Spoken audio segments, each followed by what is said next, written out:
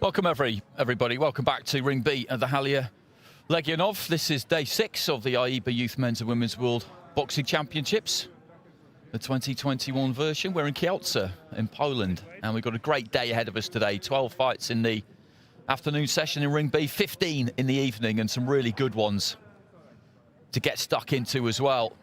That's me. I'll be guiding you through the action in this ring. Over in Ring A, you can join my colleague Ronald McIntosh. You can make the switch between the two comfortably at AIBA YouTube at www.aiba.org. And thanks everybody for joining us over the first half of the competition. We've had some really good numbers for this, which is great. It's just great to see these young fighters get the eyeballs that really they deserve. And so here are the fights today. A couple at featherweight, first of all, and a couple of quarterfinals. So the winners there will go on to win medals. Same drill with the heavyweight with the women, and then we're on to the men's lightweights. And there are some tasty matchups in there that really are. Satsumi looked great the other day, as did Rozanov. Osman with a big win himself to get through to fight Kultaev. And then on to the middleweights. A few of those boxing for the first time. Filio, Mangold, Antonopoulos, thanks to a bye and a couple of walkovers. Alarag as well. So that's their first taste of competition for those fighters. That's the afternoon session. Very good session ahead, as I said. And here's the setup. It's been fantastic. Very well organised, this competition. It's been an absolute pleasure. Right up at ringside, and it's been a while. It's been a while since that's been the case. For myself anyway, covering boxing elsewhere.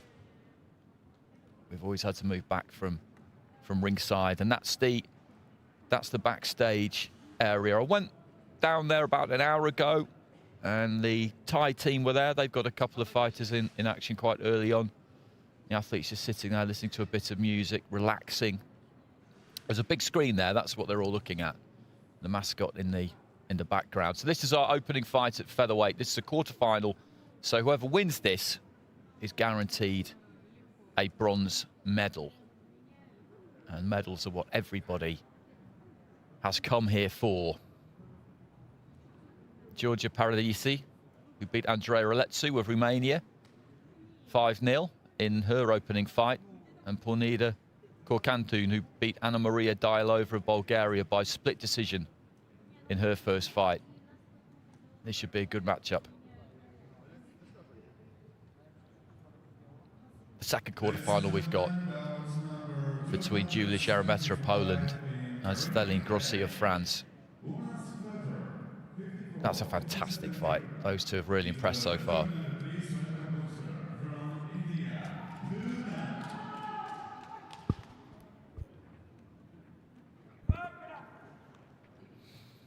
So Ring A underway. Their entrance is just starting.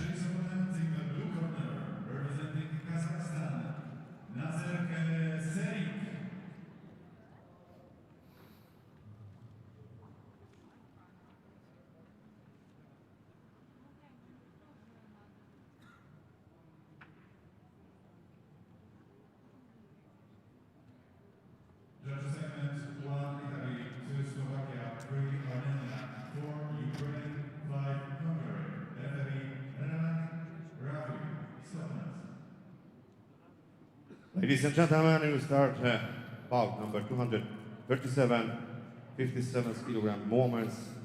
In the ring B, please to the red corner from Italy, Giorgia Paradisi.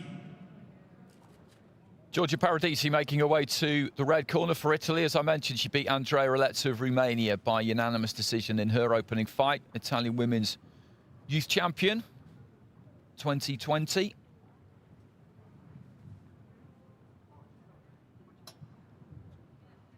In her country as well.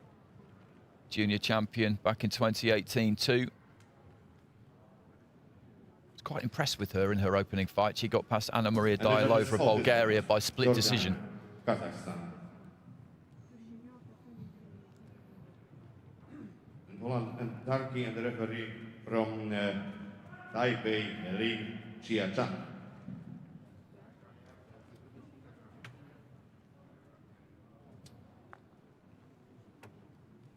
Jordan, Kazakhstan. Poland, Turkey. And I'll just check the country code for the fifth judge there. We've had a little bit of a change around of the team of officials. Well, I'll have to get back to you on that.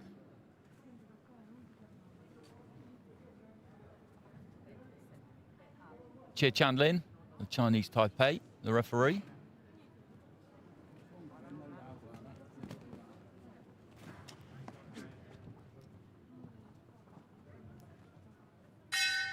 Round one.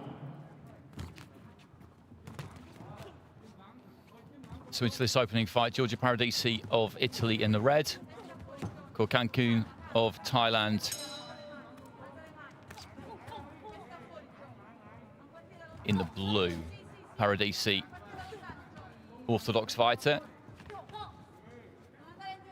Korkankun boxing out of that southpaw stance, just leans in at the waist. You see that the feet are spread there, well balanced. The weight isn't heavily on that front foot. It kind of looks like it is, but it's not. She's just hinged forward at the waist there. If you saw the waist over the knee and that leg in a kind of straight line, then that would tell you that the weight is not where it should be.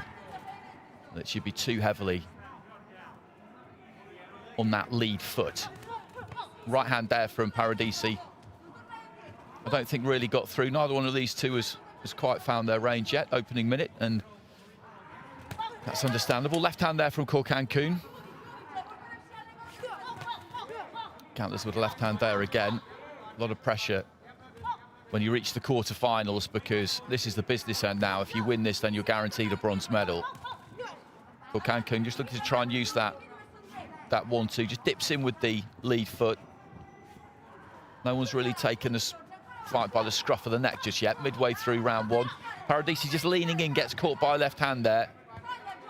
Got to pay a little bit more attention to how she formulates those attacks. She can't just walk in on Korkankun because she's got that rangy style, she's got that reach, and she will just get caught by that jab on the way in. Long left hand again there from Korkankun. She doesn't put much on it, but these are landing. Paradisi's on the front foot, the more aggressive of the two. Right hand just about got through there, but Korkankun with another left hand.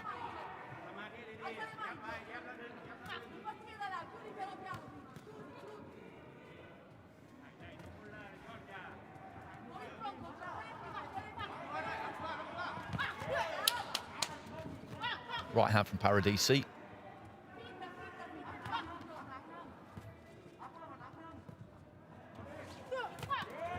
Left hand there from Korkankun. Paradisi fell a little bit short, just trying to double up the attack there. I think that is what she needs to do, because she's just been picked off a little bit in this opening round.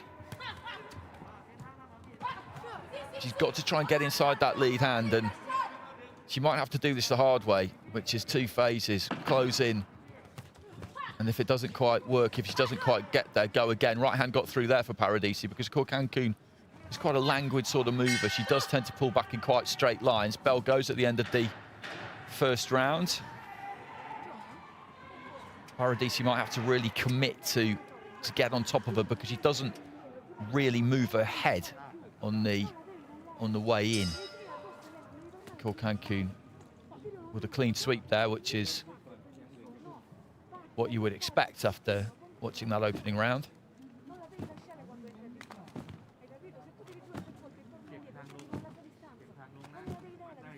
Just reaching for that right hand a bit, and there comes that left from Korkankun. She's got a simple kind of style, and this kind of opponent in Paradisi is it's kind of made for her in a way, because she's the shorter stature of fighter. She's going to be on the front foot, going to be coming in, but as I said, she's not really moving her head. She's got to stop moving that head, Paradisi.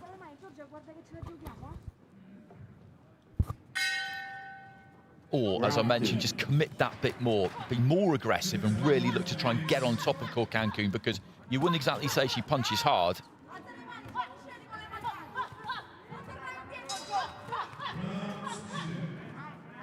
Paradisi is trying to commit here. Korkankun, again, has timed her a couple of times on the way in with that left hand. There it goes again. Nothing much on it, but that's absolutely fine. AIBA boxing, you don't have to hurt your opponent. Amateur boxing generally, you have to hit the target. You don't necessarily have to hurt the target. The judges at ringside are looking for scoring punches, legitimate scoring blows. So punches delivered with the knuckle part of the glove that hit the target area, which is either the front of the head, the front half of the head, if you like, or the torso. Left hand there again from Korkankun.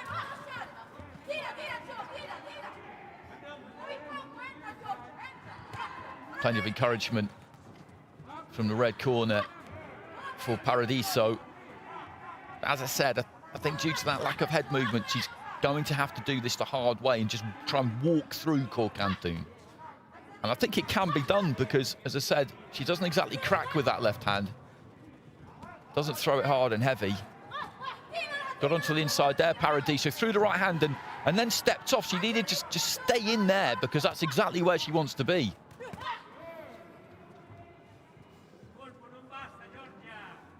And she gets onto the inside like that, like she had Korkankun there, back into a corner. Just stay there, plant those legs wide and do not let her out.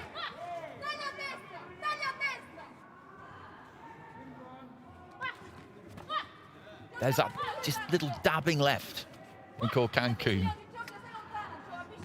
She's a very calm, composed fighter into the final minute of round 2.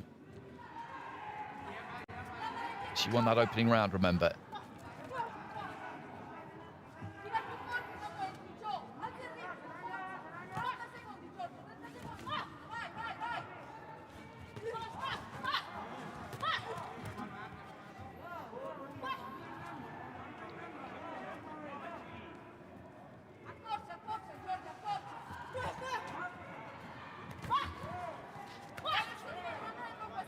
Final 30 seconds.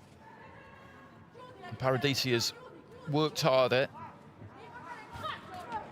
I think has definitely tried to up the tempo on Korkankun, but she hasn't really had too much success. And again, it's been a Thai fighter really who has found the target more often, I would say. Right hand on the inside there from Paradisi. She needs a big finish here. If she can put together a few punches at the end of the round, and that would really give the judges something to think about. Bell goes.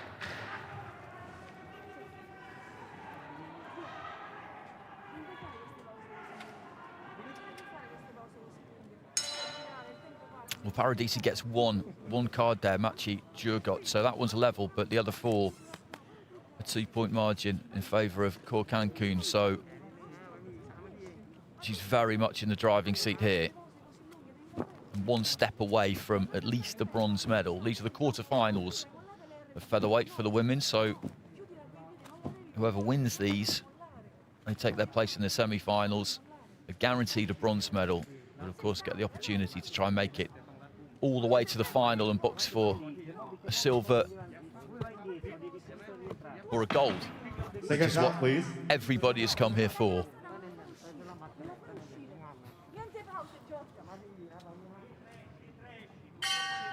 Third round. So third and final round, Giorgia Paradiso of Italy in the red, Kornida Korkankun of Thailand in the blue. And it's Korkankun who has got a healthy lead on 4 out of the 5 cards and just needs to keep doing what she's been doing, because Paradisi needs 10-8s here, and it is difficult to see that transpiring on the basis of what we've witnessed in the opening 2 rounds.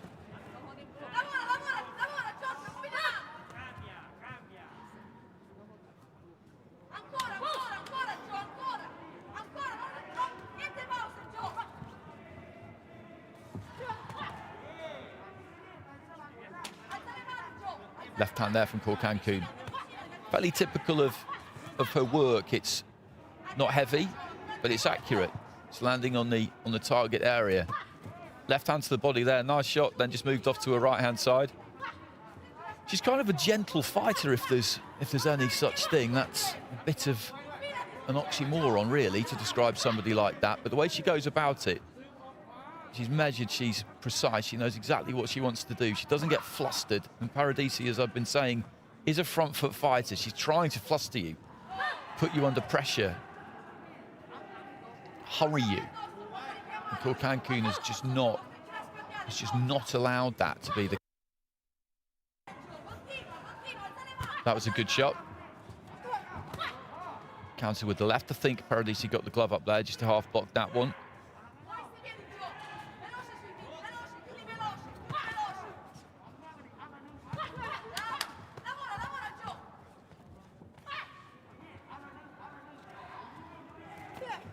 Right into the body there from Paradisi, heading into the final minute of round 3, and she needs a huge final minute here, the Italian, or I'm afraid she will find herself eliminated from the competition. Plenty of effort from her in this fight, but she's never really found a way onto the inside, a way to be able to sustain any real pressure against Korkankun. Little left from the Thai, and then a little left from the Italian as well.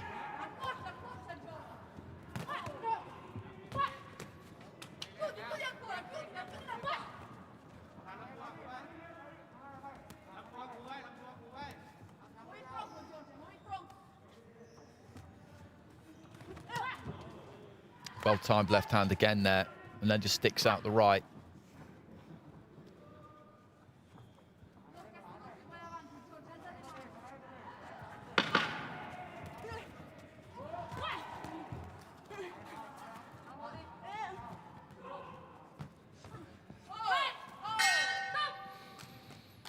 There goes the bell, and it will be Pornida Korkankun of Thailand in the blue who will make her way through to the semi-finals. I think I can say that without any fear of contradiction. When we see the final card, she was 2 points up on 4 cards heading into that third and final round. So Paradisi needed some 10-8, and they will not, I am afraid for her, be forthcoming. She put everything into it, but Korkankun was just a little bit too cute, a little bit too clever.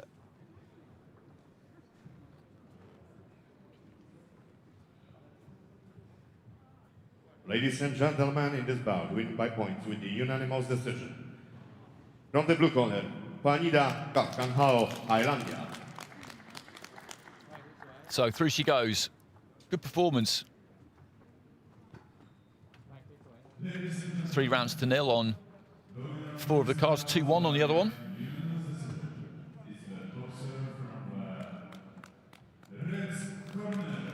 There you go, a clean sweep in round 3 as well. So congratulations to her, because she is through to the semi-finals, and she is now guaranteed a bronze medal.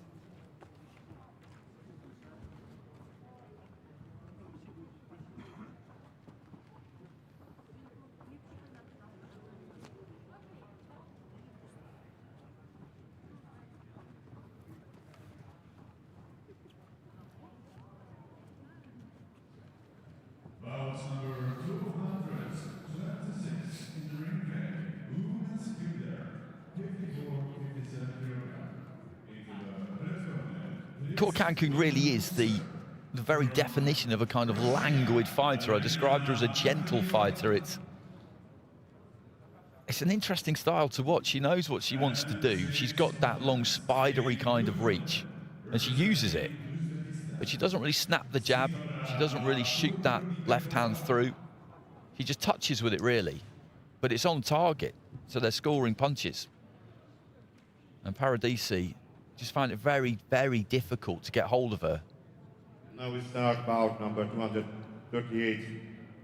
Women's 57 kilogram in the ring B. And please, to the red corner, from Poland, Julia Szeremeta. Julia Szeremeta of Poland beat 2-time European champion Bojana Gujkovic on a split in her one fight so far. This is a brilliant fight, this. To the blue corner, from France, Céline Grossi.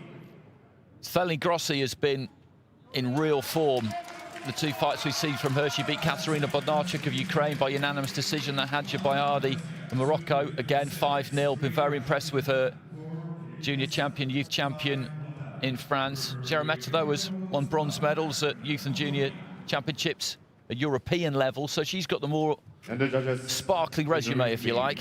Korea, Guatemala, Ireland, Jordan, and Israel, and the referee from Azerbaijan, Mr. Emil Gurbanaliyev. This could be a really, really good fight. Jerimeta turned it on against Gojkovic, as I said. Gojkovic, a two-time European champion. She boxed really, really well. She was confident. She's got a little bit of a swagger about her, Jerimeta. Grossi is loose, fluid kind of fighter, has got plenty of variety. And I've been looking forward to this since these two made it through their previous outings, because I just cannot see this fight not delivering. Grossi won the Nation Women's Youth Cup in Serbia last year. Has had over 50 fights. 50 wins, 1 draw, 5 defeats. Started boxing in 2010, that's a long time ago.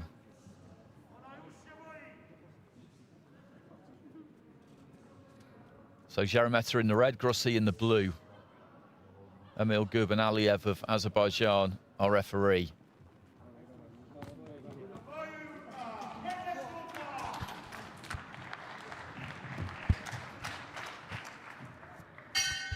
Round one. So here we go. Jerimeta just looking to throw a few feints with that lead foot, pecking with the jab, a little bit short. Long right hand there from Grossi, just about got there. Jerimeta taking the feet back. Jerimeta's just a little bit tighter, you would say, than Grossi. She's got a nice rhythm about her, but it's got more of that kind of fast twitch going on, whereas Grossi is loose. Steps in with the right hand again there, the French fighter.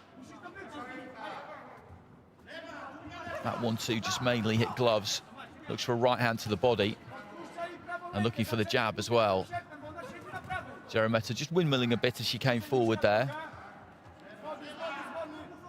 There's always some movement with Jerimeta, the shoulders, the gloves, the feet, whereas Grossi just a little bit more economical. Right hand on the inside from Grossi, right to the stomach. A slightly better start from the French fighter here, I would say. A little bit more accurate in the opening stages. Left hand there from Jerimeta, difficult to see if that really landed or not. Grossi throws the 1-2, doesn't reach, takes her feet back. I was saying this quite a lot yesterday. Good fighters, when they throw a jab or right hand or whatever it is, if the punch doesn't reach, they don't try and force it. They realise it's not going to reach, they get the gloves back, and if necessary, they just pull their feet back out. They don't just keep going forward, desperate to try and make it reach the target. In boxing, most of what you throw won't hit the target. It's just about got through, I think. The crowd certainly enjoyed it. Right hand from Grossi, this just to get there. Not an awful lot in it. Jerimeta was on the front foot a lot, as you would expect her to be. But Grossi was happy to step in and meet her on occasion. Split scoring, which is fair enough. 3 in favour of Grossi, 2 in favour of Jerimeta.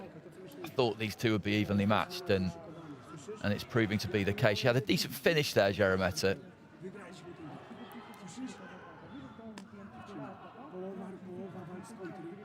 Good right hand there from Grossi, but then got caught. Bit of a shame, really, that they possibly had to meet at this stage. No seeding in the Youth World Championships, remember? Seconds out, please. When the draw was done on Monday. All bets were off. Round 2. So into the second. Julia Jerimeta of Poland in the red there. Sterling Grossi of France in the blue. Looking for the jab, Grossi. She can keep this slightly on the outside of the two. She's got the longer reach. The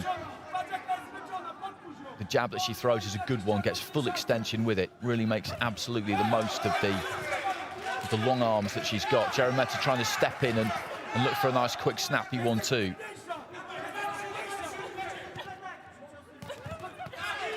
Right hand there from Grossi. Was the best punch of that exchange. Jeremeta was looking for the body. Nice jab there from Grossi.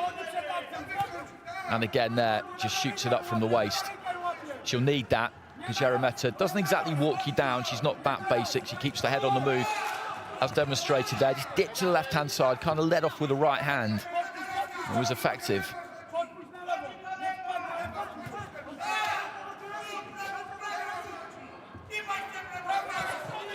Right hand there from Grossi. Right hand came back from Jeremeta, but the French fighter just pulled back out of range.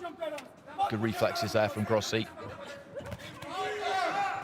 She's just having a final say in these exchanges at the minute, Grossi. Jeremeta, I think, got through with a right hand, but Grossi hit her with a left before that and then a right after it. Dipping ahead a bit there, Jeremeta, as she came forward.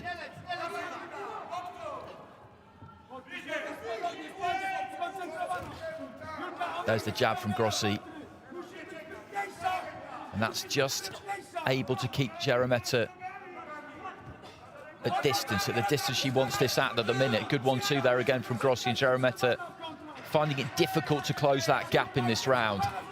Comes forward there, but Grossi on the retreat, able to avoid her. She's controlled the round with the jab so far, Grossi, in this second round. Again, just comes in with a left hand followed by a right. Jeremeta was trying to commit there. Decent left hand there from Jeremeta. Good body attack.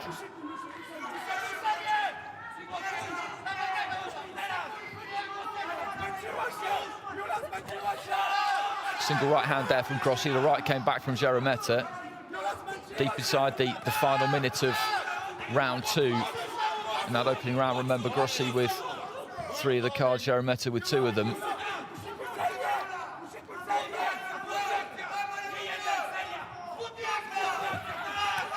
Jeremeta gets up tight there, but a little bit too close. The final right hand, I think, landed.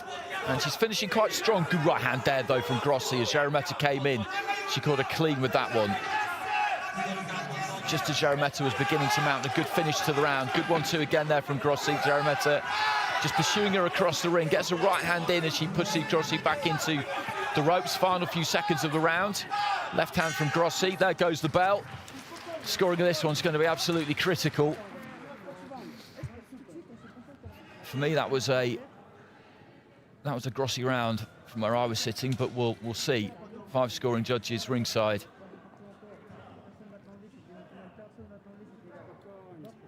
And it's reflected there.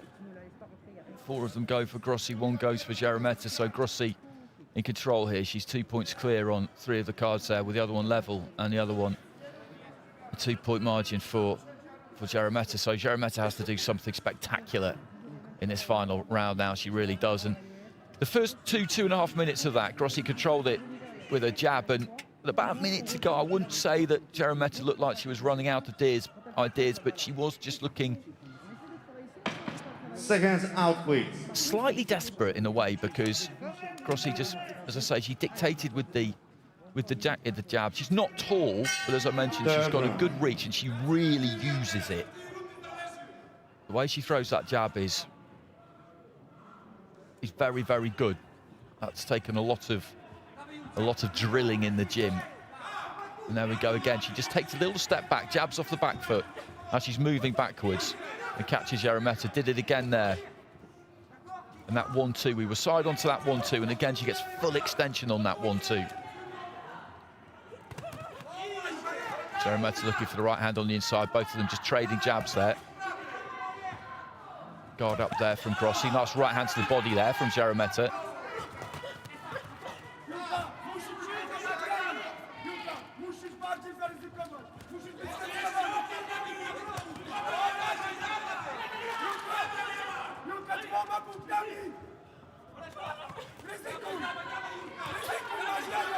One-two from Jeremeta.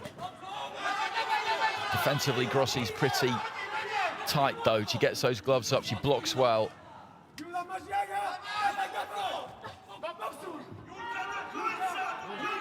Dipping at the waist there. Grossi dipping a little bit too low at the waist for the referee's liking. And she comes forward there, Jeremeta. She doesn't really overcommit. The use of the feet is is pretty good. She doesn't overbalance. She keeps those short, sharp steps. Good 1-2 there, though, from Grossi. But this is a big old ring, and Grossi is just able to use it.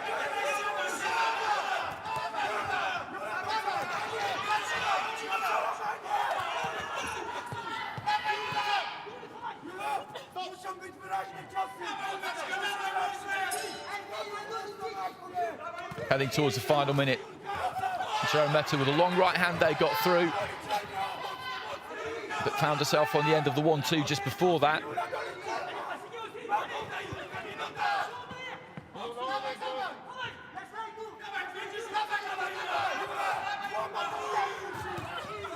There's that jab again from Grossi, just kind of half landed that one though, landed full. The Jeremeta's just trying to open out and throw. She's working terrifically hard here, the Polish fighter, has done all the way through the fight, because she's up against somebody here who has just got a better technical skill set. Not that there's anything really wrong with hers, Jeremeta, but Grossi is a good fighter.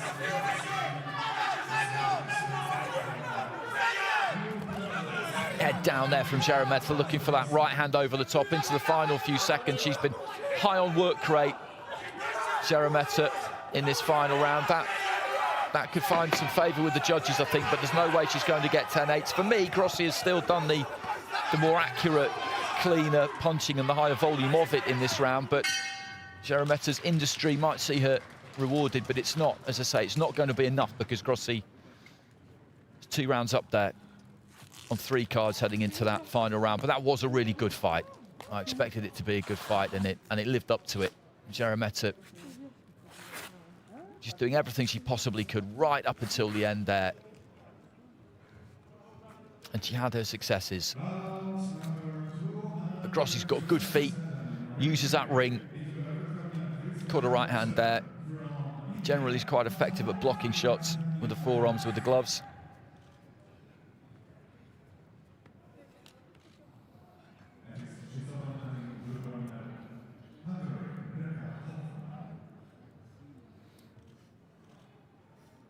Ladies and gentlemen, in this bout in Ring B, win by points with split decision from the blue corner, Stanley Grossi, France. Grossi goes through split decision, so 4-1 in her favour, 29-28 from 4 judges. So the scoring, round scoring, we'll see it in a sec, but I think they've gone Jeremeta's way in that final round, the judges there. And as I said, I thought that was perfectly likely, because she worked so hard throughout the course of that final round. So Kim Jong-jin went for Grossi, the other 4 judges went for Jeremeta. So 4 scores of 2 rounds to 1 there. And Grossi goes through to the semi-final, where she will face Korkankun. Big effort there from Jeremeta. She should have no regrets. Put everything she could into that. Just found it difficult to get onto the inside for sustained spells.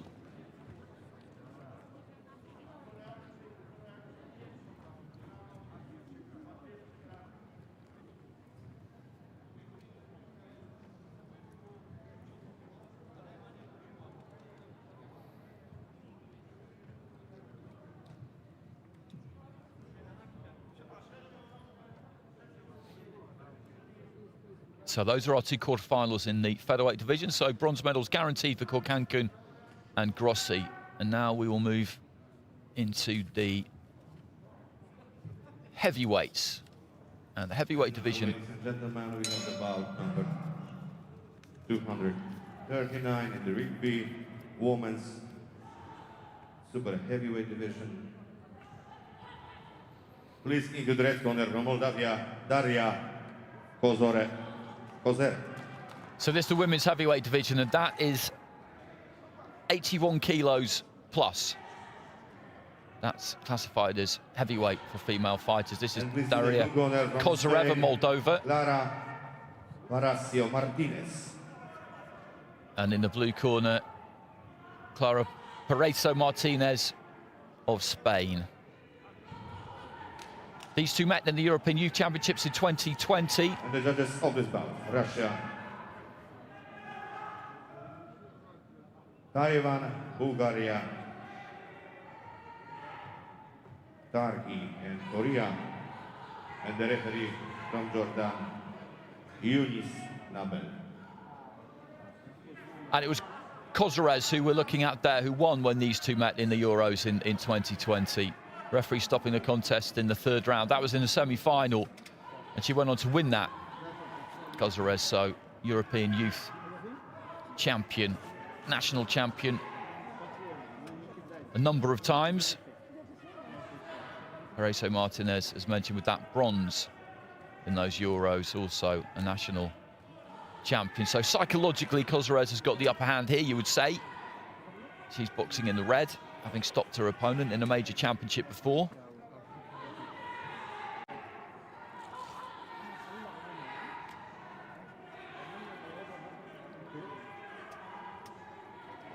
Eight fighters in the women's heavyweight division.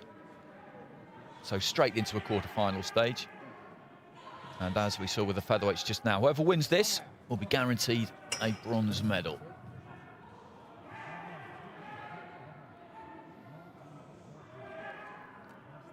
Horacio Martinez has got pretty substantial height advantage there on Kozarez. Round one.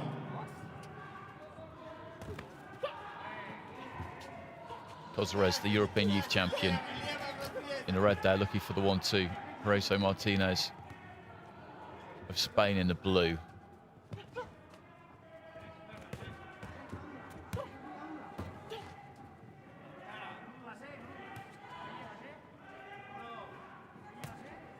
Just sticking out the jab there, Kozarez, looking for the right hand off the back of it.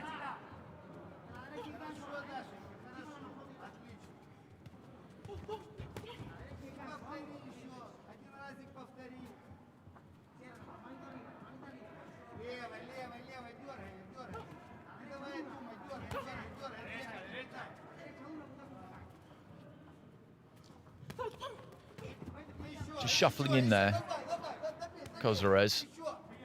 As I said, she's giving away a bit of height, probably a bit of reach.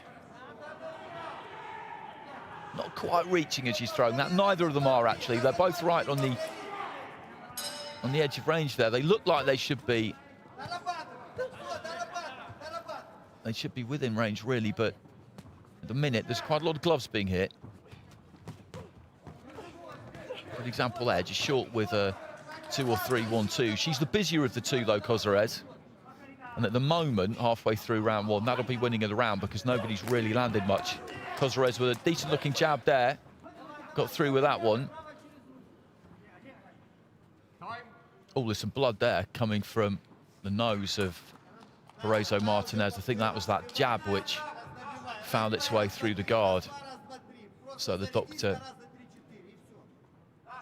wipes the blood off.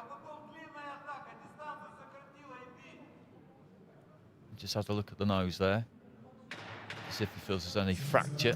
Says it's okay to box on. And she's getting to work here, Kozarez. Big 1-2 there, that was clean. Particularly the right hand. And remember, she stopped Horacio Martinez in those Euros in 2020 in the third round. And she's getting on top of her again here, right to the body, then looks to try and throw that right hand over the top.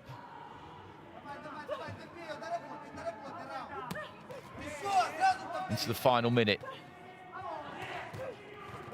Right hand gets through again. She keeps it simple, Kozarez. Throws the 1-2. As I said, she shuffles in, takes her feet with her. As I say that, she reaches a little bit with the right hand there. And the referee takes Horacio Martinez back to the doctor with not too long remaining in round one.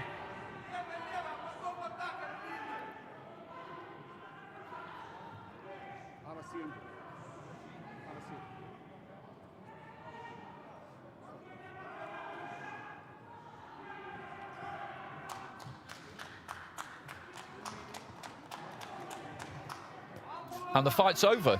The fight's over. So the signal from the doctor there must have been that Paraiso Martinez couldn't continue. And Kozares has beaten her again, and again by stoppage, this time a lot quicker than she managed the first time. Towards the end of round one, the referee has stopped the contest there. I think that'll be RSCI, so referee stops contest injury. We'll get confirmation of that. And Daria Kozares, who will be one of the heavy favourites in the women's heavyweight division after just under 1 round's work, has guaranteed herself a bronze medal at these World Youth Championships.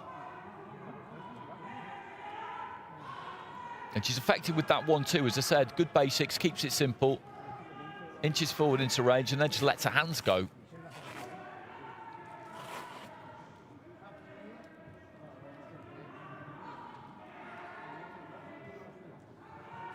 Ladies and gentlemen, in this bout, win by RSCI. In the first round, from the red corner, Daria Kozares, Moldavia. So Daria Kozares of Moldova goes through, the European Youth Champion goes through to the semi-finals. Puts a bronze medal in her pocket at the same time, but that won't be what she wants. She will want the gold.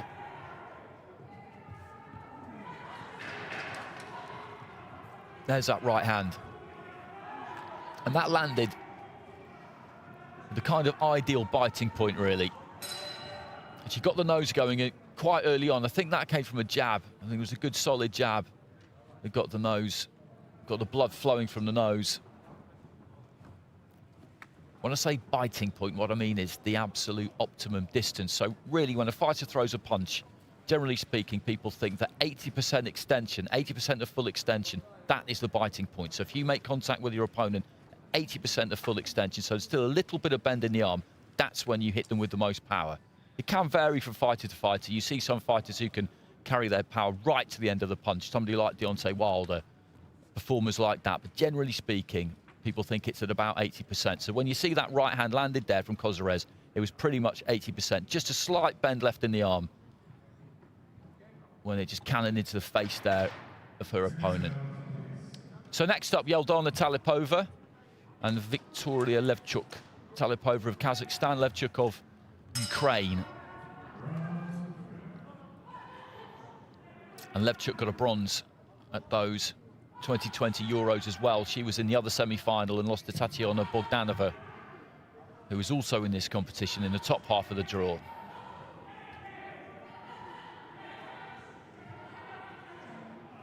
Talipova entered the elites Ladies and gentlemen, in Kazakhstan last year, came third. we have the bout number 240 in the ring B women's heavyweight division. Please into the red corner from Kazakhstan, Yeldana Talipova. And coming to the red corner, Yeldana Talipova, as I said, third in the elites in 2020. That's a significant achievement. That was at light heavyweight. That was at 81 kilos. Women's heavyweight division, remember, is 81 kilos plus. For men, it's 91 plus. Victoria Levchuk. For women, it's 81 plus. Victoria Levchuk of Ukraine, as I said, bronze medalist in the Euros in 2020. Ukrainian national champion.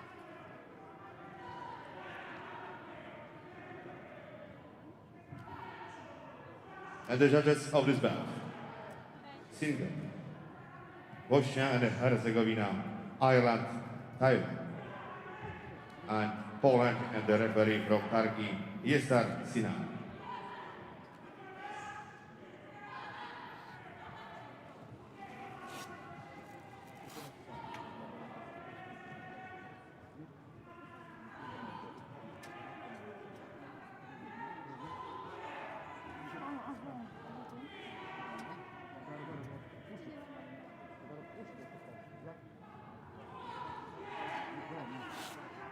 Our judges from Singapore. That's the code I couldn't think of earlier on. Bosnia and Herzegovina, Ireland, Taipei and Poland.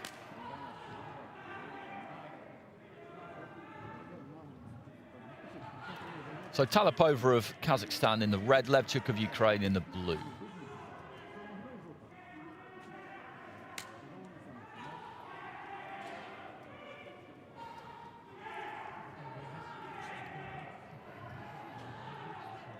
Yasar Sinar of Turkey in charge of this one. So Talipova, as you can see there, is the bigger athlete out of these two by some distance. And looks for the jab. You'd imagine that will be key. She's chopping down with that jab, with that 1-2, she will be, but she stands up quite tall. Levchuk boxes out of more of a crouch, so that even further exaggerates the height differential between them. Talipova looking to try and use that right hand. She really is having to chop down, which sometimes isn't the easiest thing in the world to do, getting used to punching down. Typically, it's probably what she does have to do. Maybe not quite as much as this. Decent looking 1-2 there from Talipova. Levchuk just a bit laboured with that right hand. Her problem is going to be getting close enough to land. If she keeps throwing that jab, right hand, Talipova, it's going to be very difficult for Levchuk to get close enough to her. That was a good right there from Talipova. Nice jab too.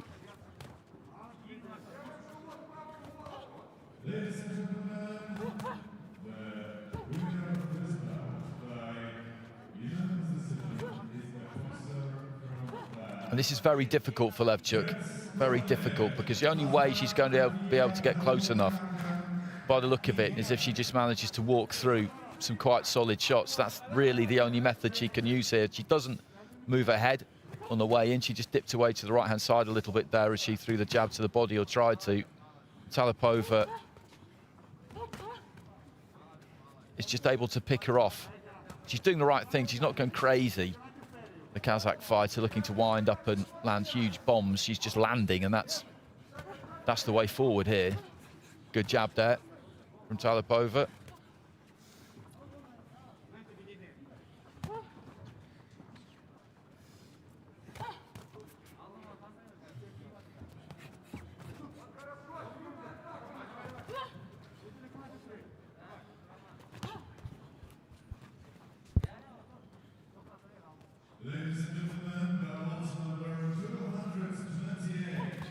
There's the jab again from Talipova, and she's winning this opening round at a canter.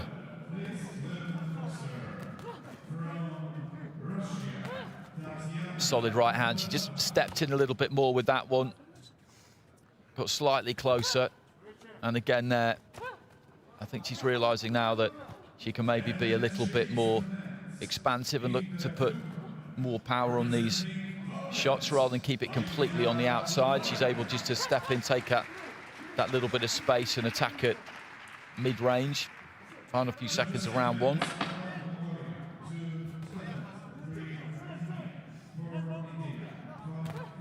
Good right hand again there.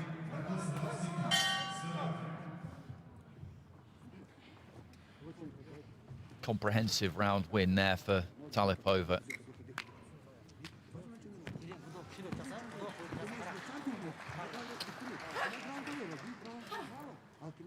10-8s across the board, and you can't really argue with that.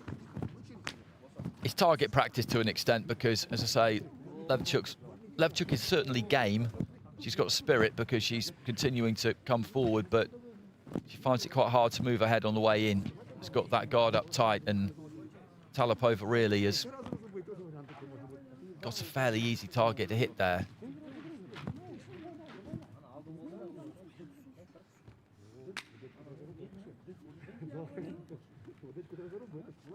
Seconds out, please.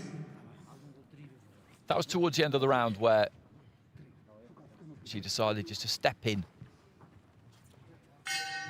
Round two. Throw that right hand with a bit more power. Using the uppercut rather than just a straight right. There it is again. I think she fancies going after this a bit in the second round, Talipova. I think maybe she feels that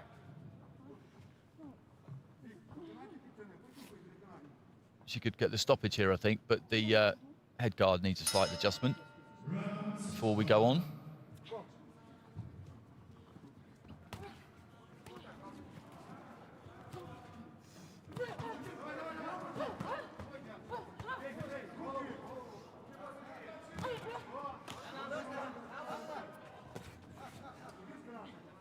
She's quite circumspect in that opening round, Talipova, but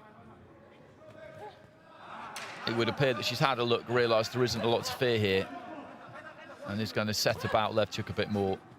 Levchuk keeps rolling forward.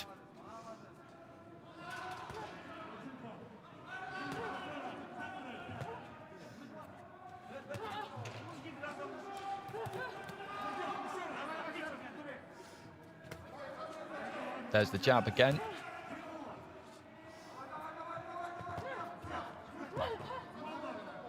One, two. One thing you could say for Levchuk here, though, is because she is just always coming forward, she is making Talipova throw quite a lot of punches for a heavyweight.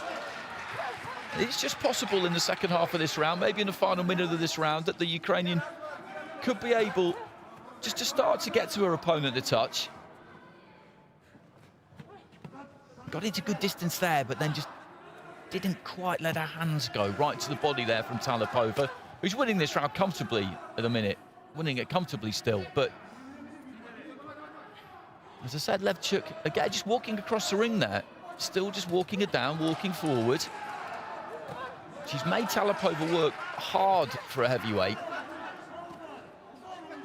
Has she got anything left herself if she does get into range? That's the question, really. Buffeted back by the jab there, Levchuk, and by the right hand, standing count.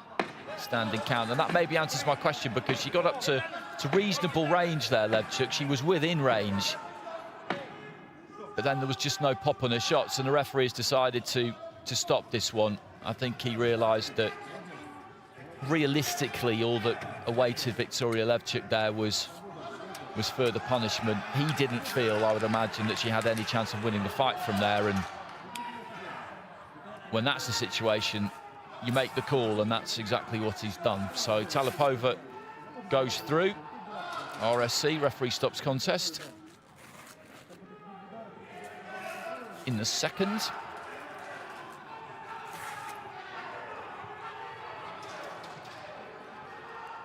She's got the tools, Talipova. She's tall, she throws a decent 1-2, throws a decent jab. Wasn't really tested out there by Levchuk. And she's guaranteed a bronze medal.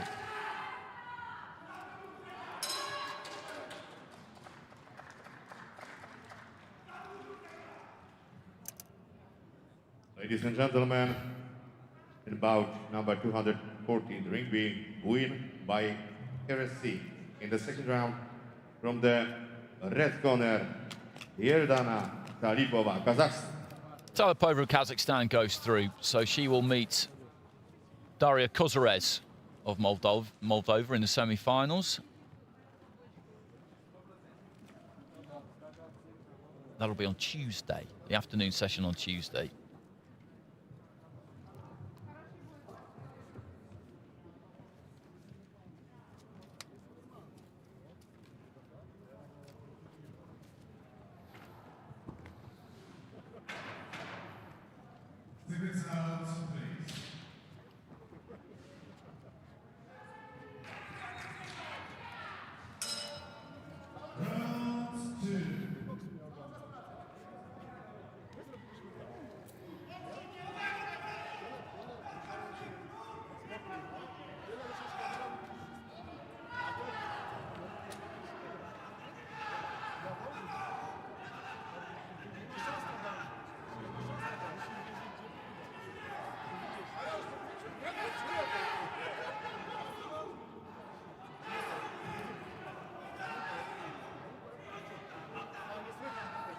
So into the lightweights. We're in the last 16 at 60 kilos with the men. We've got some good fights coming up in this lineup in Ring B. Top of the bill there, Radislav Rozanov, European youth champion. He's up against Salvador Flores Luque of Spain, who put in a good performance in his opening fight to beat Semic Alicic of Serbia. Alicic, the European junior champion. He won that fight by unanimous decision. Ladies and gentlemen, we start bout number 241 in the ring B. Men's 60 kg. Please into the red corner from Bulgaria, Radoslav Rozanov. Rozanov impressed as well. He impressed against Maksims Golubovskis of Latvia, stopping him in the 3rd round. So I think we've got a potentially very, very lively fight on our hands here. And Flores Luque of Spain, as I said, with a big win against Semish Alicic of Serbia in his opening fight. So he'll be full of confidence.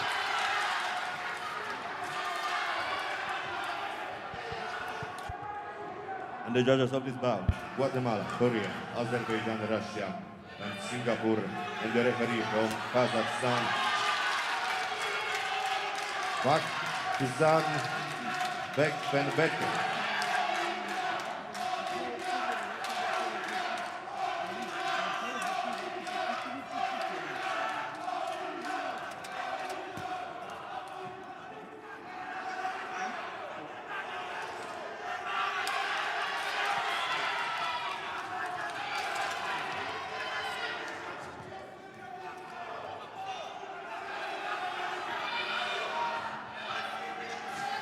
Guatemala, Korea, Azerbaijan, Russia, Singapore.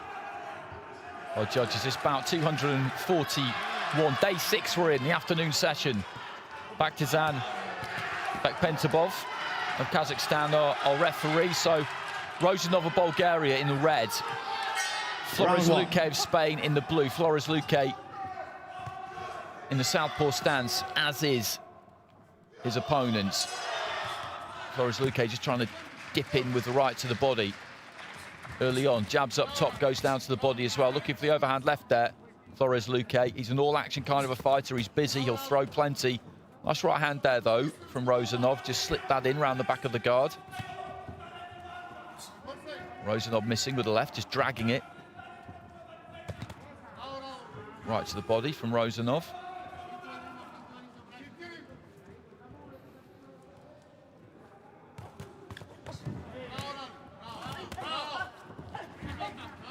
Flores Luque just trying to get on top of Rozanov on the ropes there. Rozanov, though, a good mover, proving elusive there.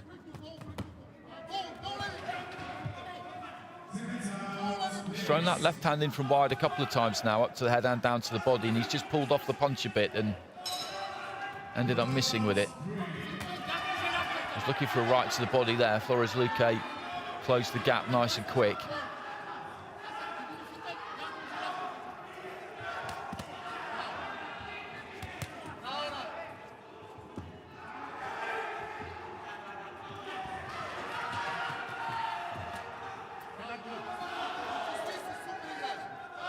Midway through round 1, plenty of intent from both of these two. Skill level here is high, but not all that much cleaners got through. Left hand there from Rozanov, I think might have done, but he was too close there as Flores Luque came into his left to the body there from Rozanov, and another one. And then he evades the attentions of Flores Luque effectively there, over on the ropes.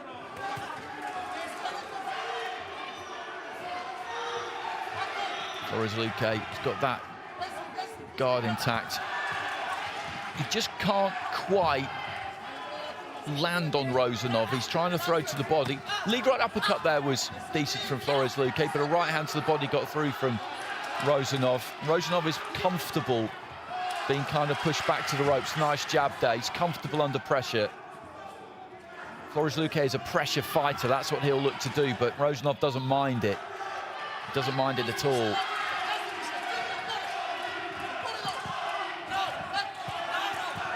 Couple of good shots to the body there from Rozanov. He's had the better of this opening round. Looking for a long left hand. Might have just clipped Flores Luque. Jab to the body there from the Spaniard. Feinted up to the head, went downstairs. Just hurrying up those feet. And there's a good example, Rozanov, with some good head movement. He was crowded back into the corner there. But as I say, he's happy in those kinds of situations. He's not panicked, he's not flustered. Raise the eyebrows for the cameras. He really enjoys performing on the big stage. Well, split scoring, 3 judges going for Rozanov, 2 for Flores Luque. I'd have been with the three who went for Rosanov there.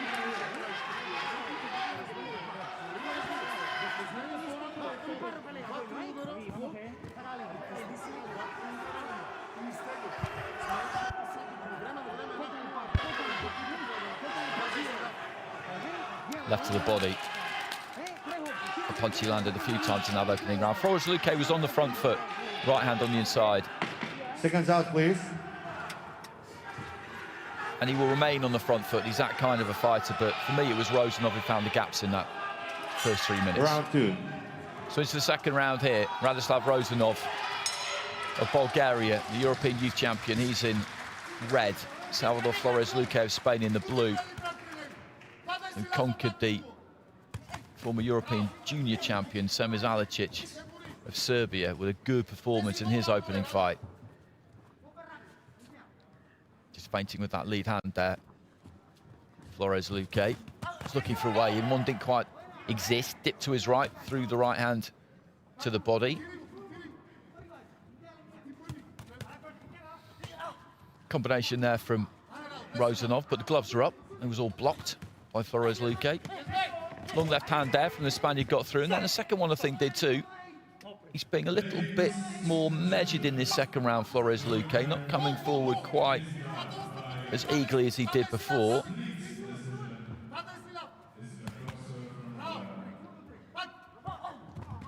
Fell well short there. Rosanov just wasn't quite able to capitalise.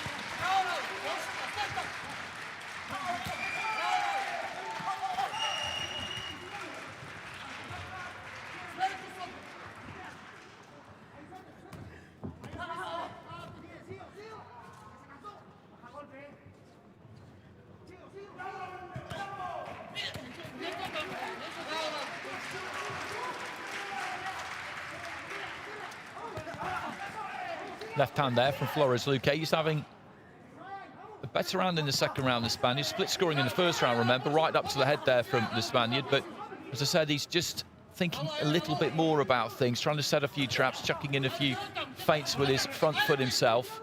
Not letting quite so many punches go, but what he has let go has been more effective. Left hand there from Flores Luque, off the back of a left hand from Rosanov. He's not given Rosanov as many openings, and I think has made some good adjustments. Nice combination there from Rosanov. I think the right hand might have got through into the final minute of round 2.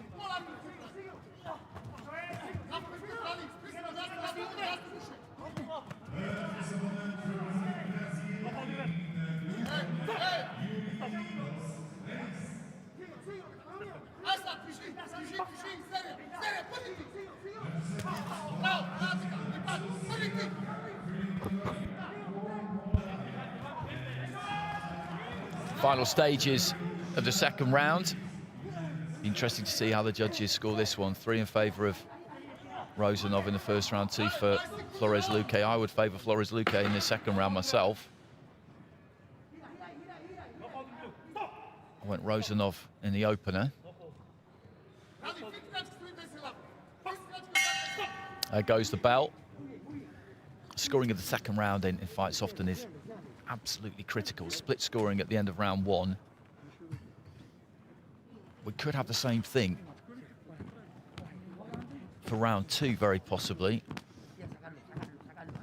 And indeed we do. Indeed we do. So 3 scorecards in favour of Rosanov there by a 2-point margin. The scoring in round 2 actually exactly the same as round 1. So 2-0 to Rosanov on 3 cards, 2-0 to Flores Luque on 2 cards. So Flores Luque's got a lot to do in this final round because he's going to have to turn around one of those 3 cards in Rosanov's favour. So he needs a massive final round here. He needs a 10-8 in the final round, and then we would go to the opinion of the judge or judges. It's a big ask. This has been a tight fight. Into the final round. Rosanov has got his nose in front in here. He's in the red of Bulgaria. In the blue, representing Spain, Salvador Flores Luque.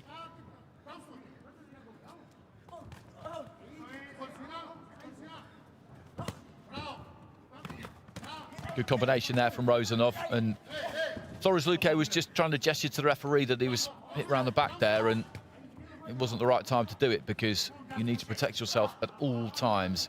Left hand there from Flores Luque, and as Rozanov saw him doing that, he realised he'd let his concentration lapse and just sprung in on him.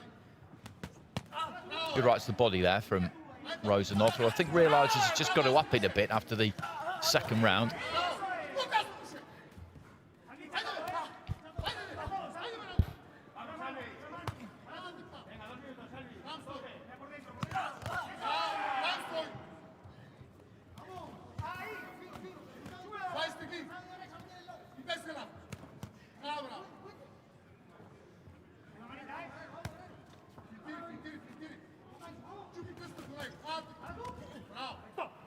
Nice left hand there from Rozanov. I think might have just bounced through the guard of Flores Luque.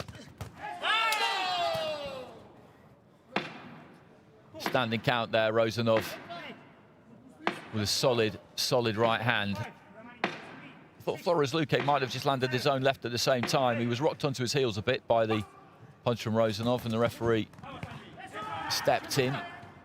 Flores Luque again quickly onto the back foot, onto the front foot, I beg your pardon. Really setting his feet for that right hand there, Rozanov.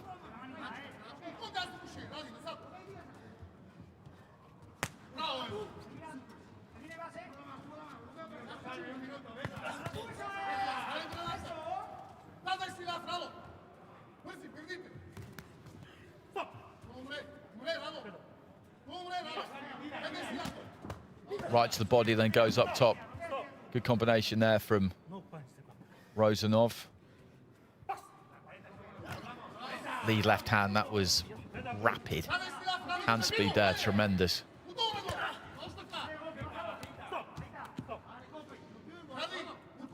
It's been a good fight, this.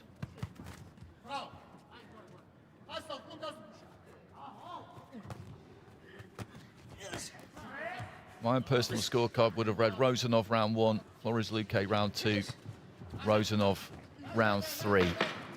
We know that he's got a 2-point lead with 3 of the judges heading into this final round, and there's no way that Flores Luque has turned this around. Just no way. It was always going to be a big ask, but good fight and perfectly acceptable performance that from Salvador Flores Luque. He's up against a really good fighter in Radoslav Rozanov. Maybe just let things drop and slip slightly in the second round, but give Flores Luque credit. I thought he made some good adjustments. There's that right hand. Big, solid right hand from Rozanov. European youth champion, as I was saying.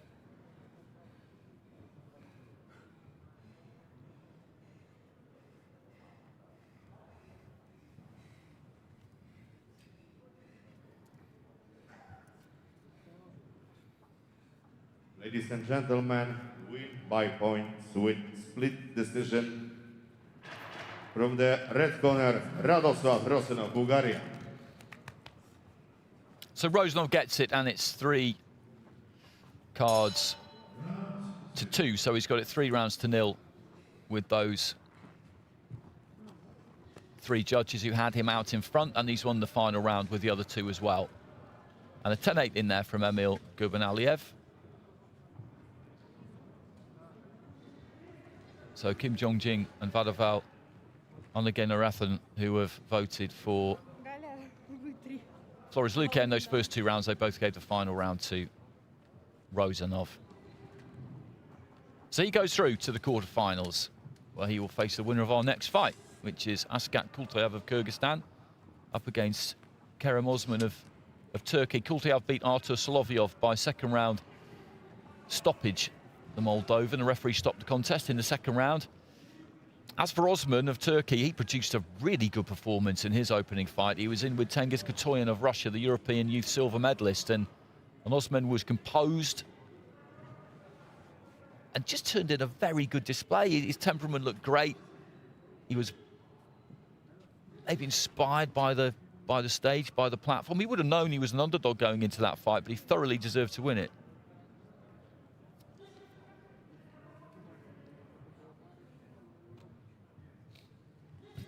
And you could see from these replays that Flores Luque played a big part in that fight. He had And now, ladies and gentlemen, his own successes, just wasn't quite enough. 42 in the ring B, 60-kilogram mass. Please into the red corner from Kyrgyzstan, Askat Kultayev. Kultayev, as I mentioned, beat Artur Solovyov of Moldova well inside the distance in his opening fight. And please to the blue corner from Turkey, Karen Uzmen.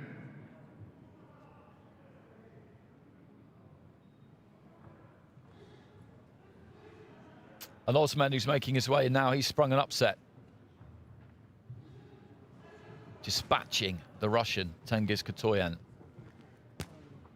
And the judges of this bout, Korea, Guatemala, Bulgaria, Jordan and Poland, and the referee from Croatia, Naim Rahman.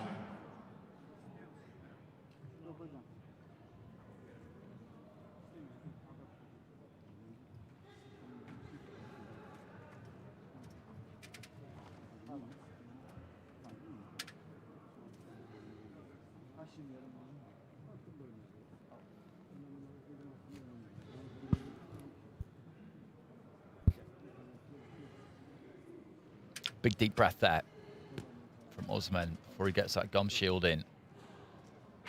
There are judges: Korea, Guatemala, Bulgaria, Jordan and Poland.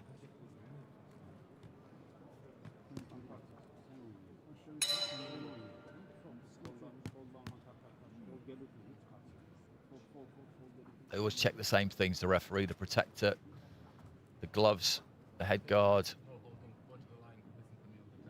gum shield. Naim Ramaj of Croatia taking charge of this one.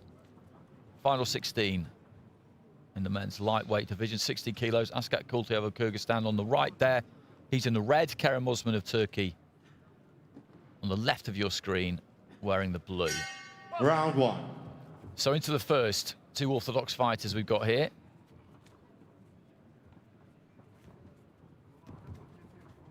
Quick feint there from Osman, then looks for a jab to the body.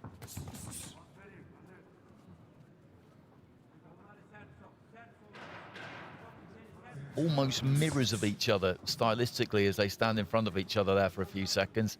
They both stand quite upright, hold their gloves in almost exactly the same position, kind of oscillate that lead left hand in identical fashion.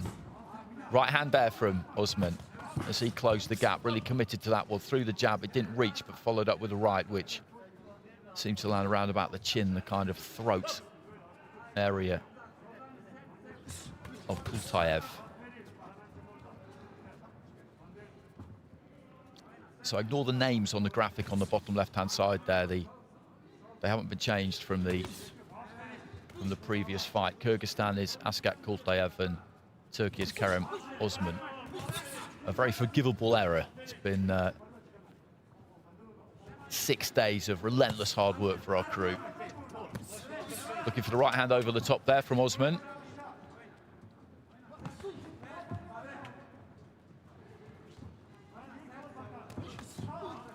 Good right hand counter there from Osman. He goes to the body as well.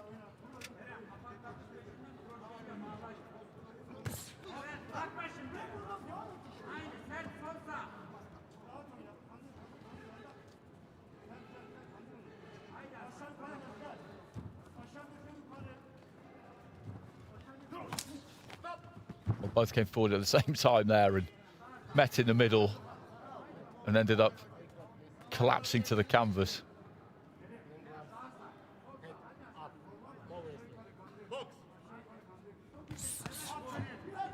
Good right hand there from Osman, just caused Kultayev to take a backward step and then a right hand to the body.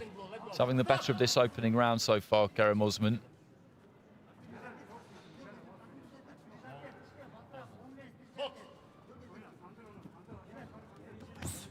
Jab to the body, looked for the overhand right, didn't quite reach with it, followed it in. Jab to the body is always a good shot, easy to see, it's a scoring punch. It just sets your opponent off balance. Nice combination on the inside there from Kultayev. Not sure if it really landed. The left hand might have done. Right hand to the body there from Kultayev.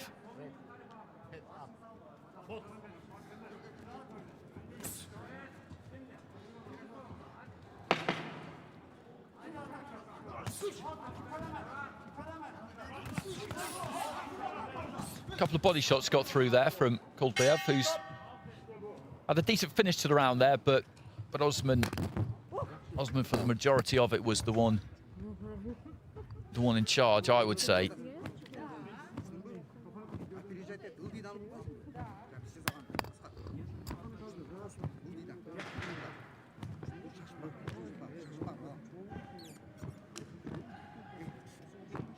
And it's Kerem Osman who has got it 10-9 across the board.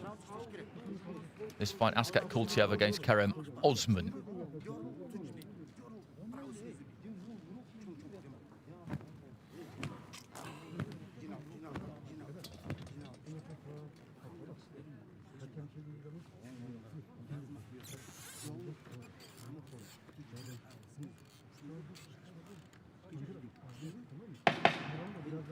Second half, please.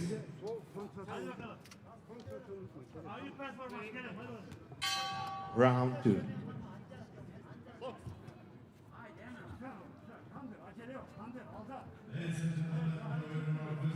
So into the start of the second round.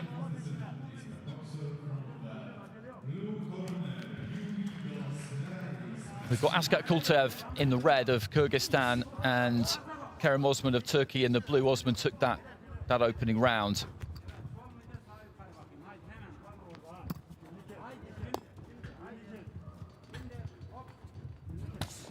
Looking for the right hand there, Osman got through with it. Good counter though coming from Kultiev off the ropes.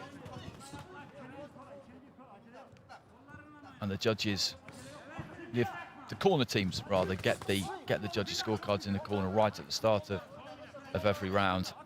So they will know that their man has dropped the first round there, Askat Kultiev. He needs to be a little bit busier in this second round and try and put Osman under some pressure.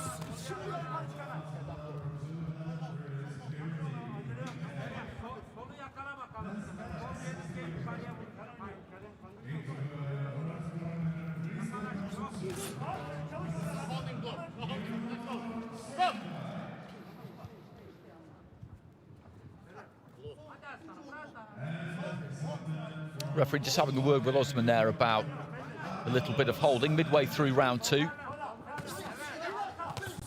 Looking for the jab there, Osman got caught by a left hand himself on the way in, and the referee talking to him about making contact with the inside part of the glove, the palm of the glove, slapping essentially. You see points taken for that. He needs to be careful. Losing a point in a 3-round fight is bad news. Just trying to come in and out with the feet there, Osman. Looking to set up that right hand, but didn't throw it. Into the final minute of this contest between Askat Kultiev of Kyrgyzstan in the red and Kerem Osman of Turkey in the blue. No knockdown.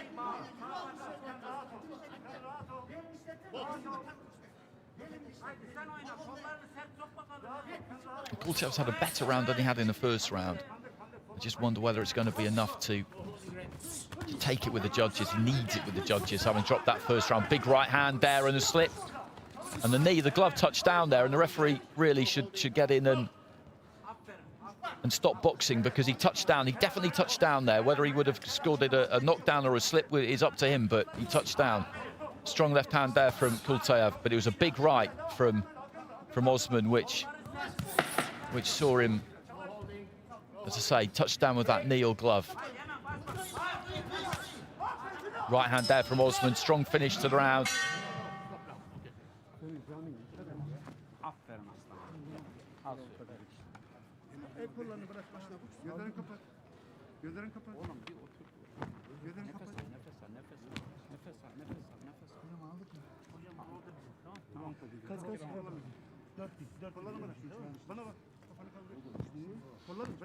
Nefes al. Kollarını bırak.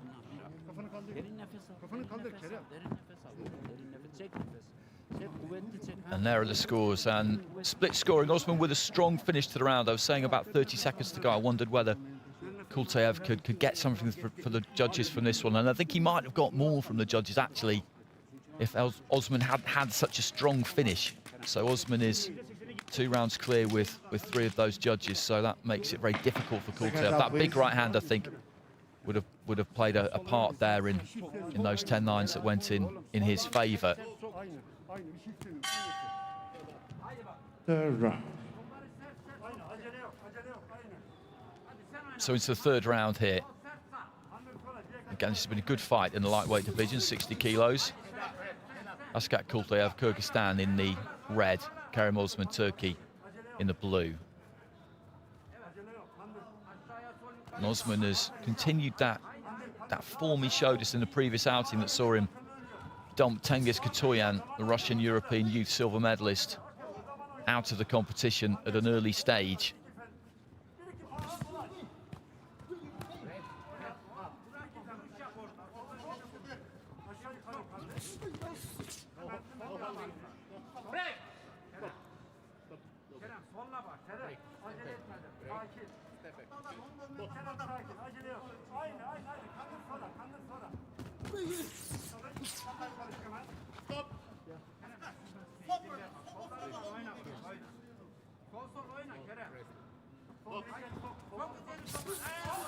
Right hand on the inside there from Osman. There didn't really seem to be room for it as he came forward. Kultayev came forward at exactly the right time as well, exactly the same time, and the right hand did land though.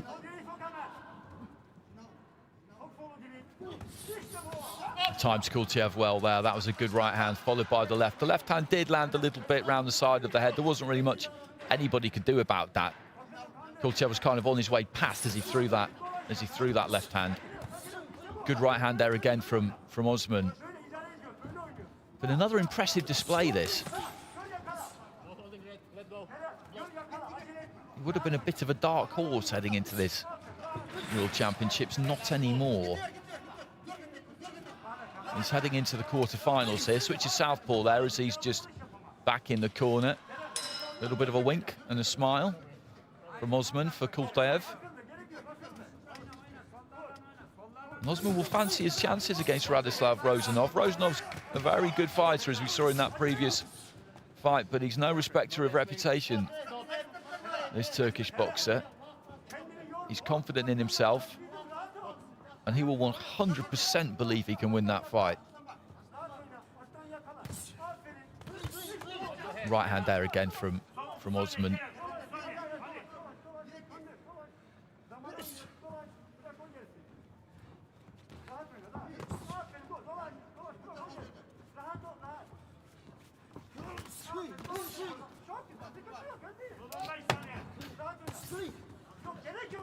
So final few seconds.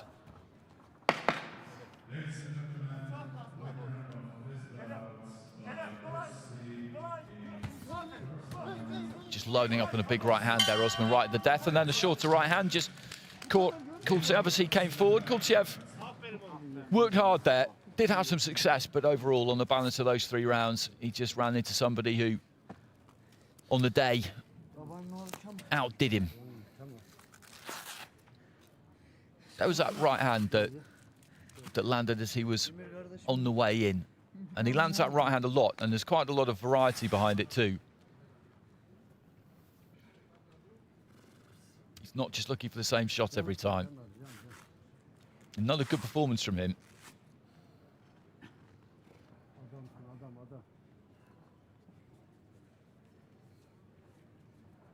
Ladies and gentlemen, in this bout, we win by points with the unanimous decision.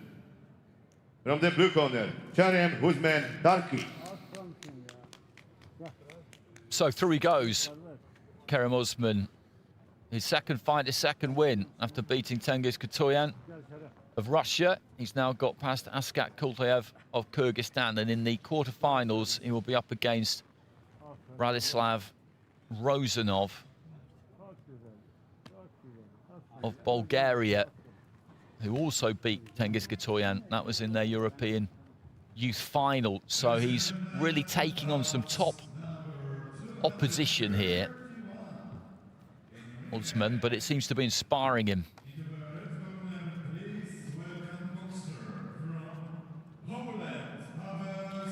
Just looking at the highlights of that fight. Hope you're enjoying the coverage. Plenty of people joining us over the course of the competition, which is great to see. If you've been watching via Aiba's YouTube, which he must have been, then if you could just click that subscribe button, that would be great. It all helps.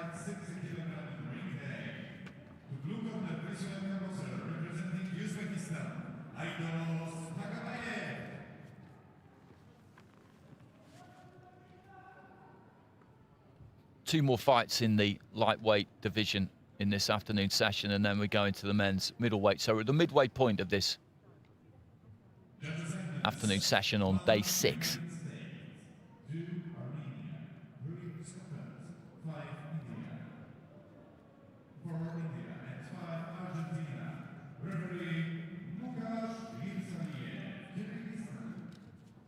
And ladies and gentlemen, we have the bout number 243 in the ring B, men's 60 kilogram. Please into the red corner from Japan, Reito Tsutsumi.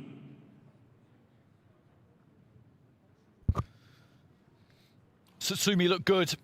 2019 Asian Youth Champion. Beat Daniele Salerno of Italy. Referee stopping it in the second round.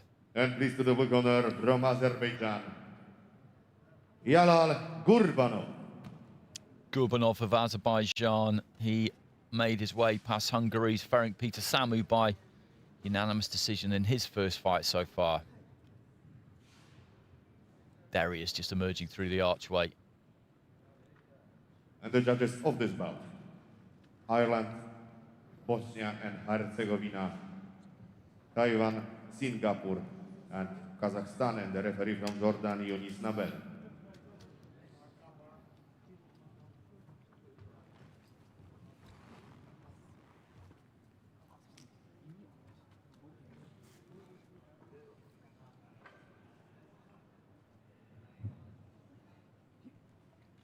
There's Tsutsumi, younger brother of Aiba World Youth Champion Hayato.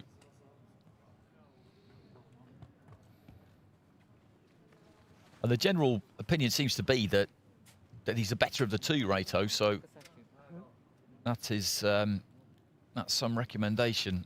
Looked good against Salerno. Our judges from Ireland, Bosnia and Herzegovina, Taipei, Singapore and Kazakhstan.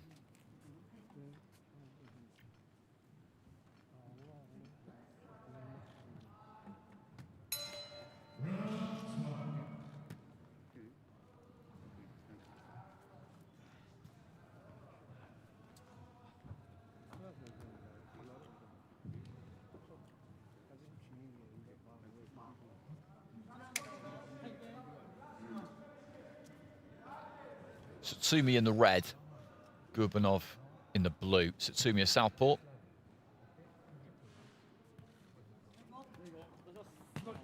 Kind of compact southpaw. See what I mean? Almost straight away. Whereas Gurbanov, also out of the same stance, is different. He stands a lot more upright. He's got that reach, that height advantage, and he will need it. He will need that jab. Snaps it out there.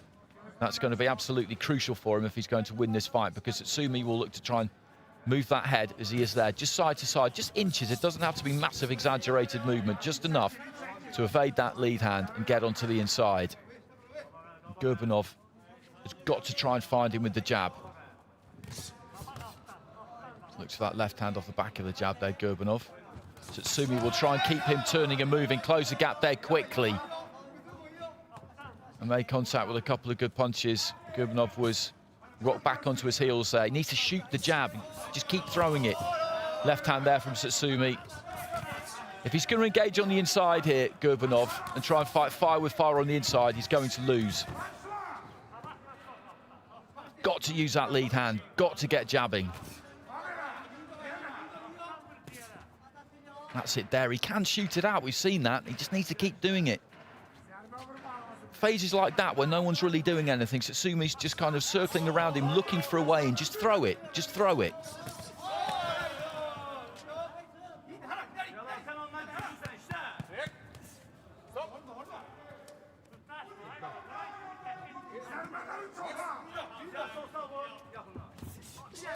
Overbalanced a bit with the left hand there, Gurbanov.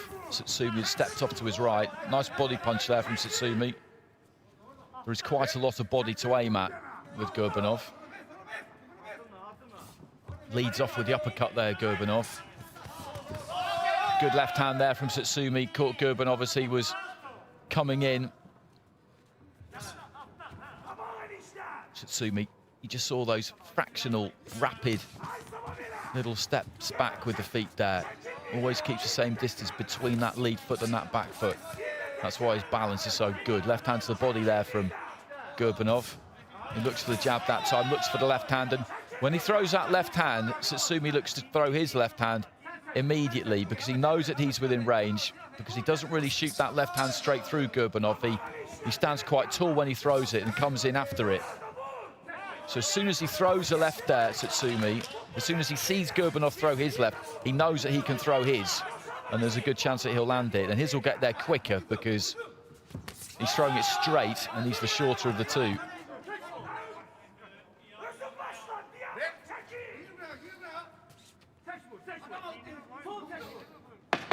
Into the final 10 seconds of round one. It's been a Satsumi round. Gurbanov just trying to clip him with the left hook there. Touch of gloves between the two. Good stuff, good to watch.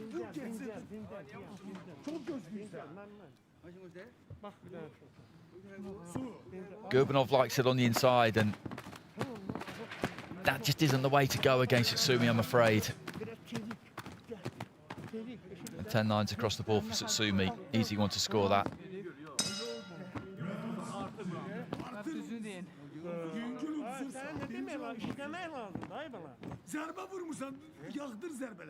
Nice jab, left hand there from Satsumi, and then just times him with the left hand as Gurbanov's on the way in.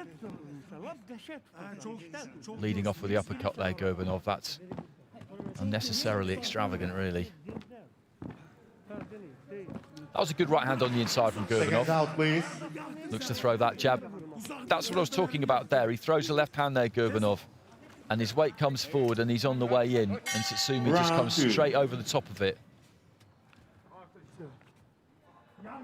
with his left.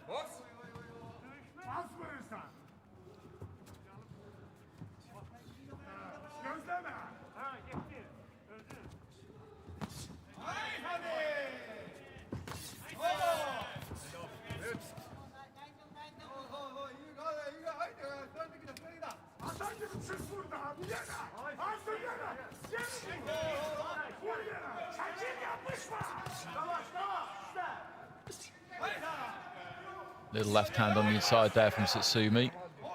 Referee giving them a good chance to work that out themselves rather than stepping in and breaking them up. He did so eventually, but it's good. I like that. It's given them the opportunity to fight on the inside, figure it out for themselves, see if they can work themselves free. Sticking out the jab there, Gurbanov. He can throw one. He just chooses to try and close the distance and use those longer levers on the inside.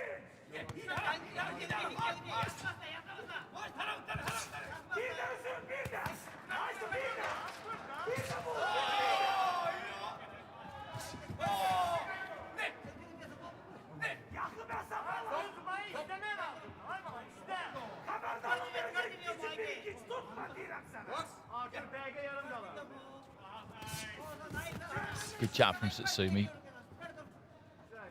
Just to really snap up with that jab.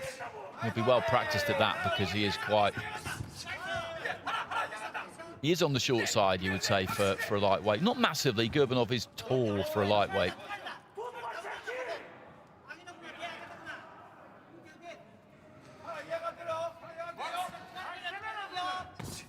Good jab to the chest.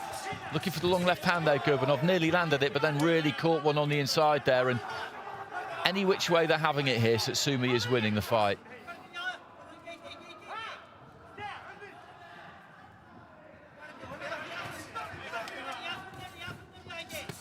There's that long left hand again. He closes the gap really, really well. He looks like he's out of range maybe. Sometimes he'll probably look to Gurbanov like he's out of range with the jab, and then he'll just feel that right glove slam into his face and he'll realise that he's very much in range.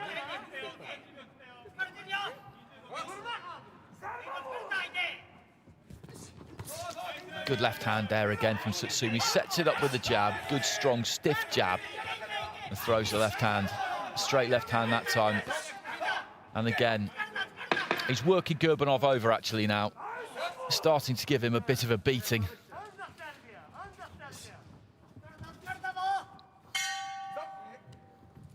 End of round 2.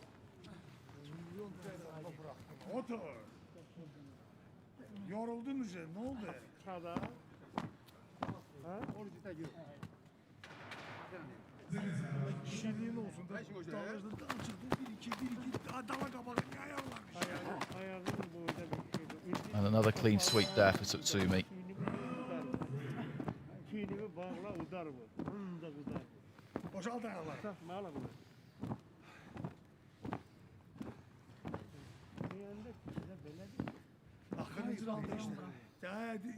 Ya zərbə vurmuşsan, sən çox gözləyirsən onu. Özün zərbəni vur, özün zərbəni vur. Özün zərbəni vur. Seconds out, please. Deyəcək də var.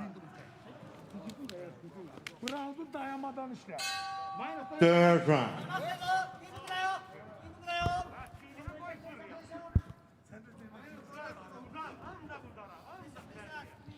So into the third and final round, Reito Tsutsumi of Japan in the red, Jalal Gurbanov of Azerbaijan in the blue, and Tsutsumi is impressed once again here, climbing into that right hand.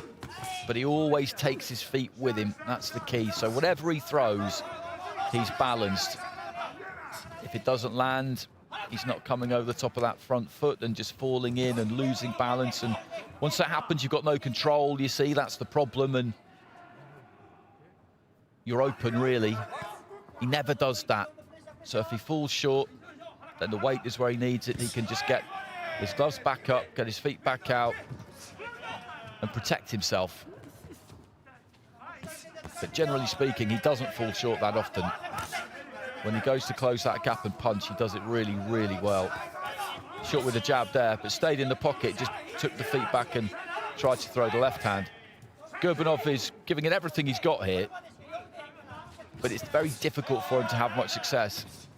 Good jab from Tsutsumi. Decent jab there from Gurbanov, and I said this a while ago, he can throw one, but he just doesn't do it often enough against someone like Tsutsumi. As I said right at the beginning, the jab is crucial. If you're the taller man, you need to keep snapping it out and try and catch him as he comes forward, as he springs in, because that would just knock him flat back onto his heels, take his balance away. That balance I talked about, he'd have to reset and start again. Looking for the uppercut there, landed the right to the body, Tsutsumi, and missed fractionally with the uppercut. He's got good hand speed.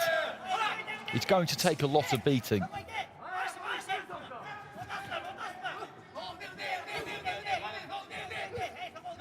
Gurbanov looking a bit unsteady there at times. Tsutsumi managing to find a way through with the left hand.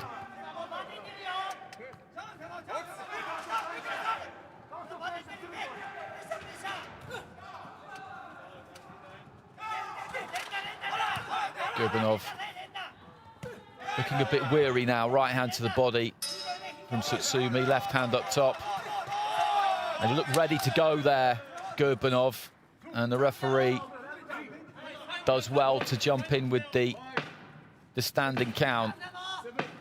20 seconds remaining, less than that by the time he gets through with the count here, the referee. So Gurbanov he's nearly there. The end is in sight, because this has been pretty painful. Right hand there from Tsutsumi, and it's another standing count.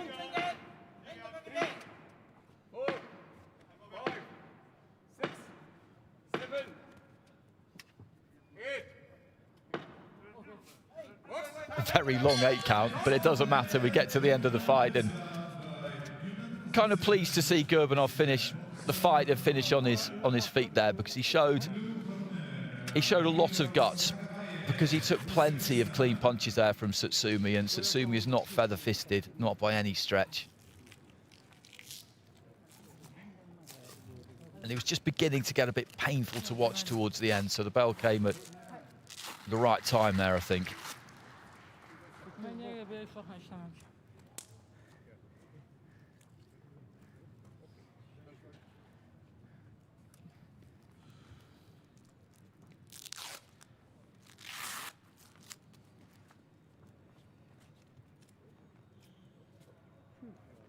Ladies and gentlemen, in bout number 243 in the ring, B win by points with unanimous decision from the red corner, Rieto Tsutsumi, Japan.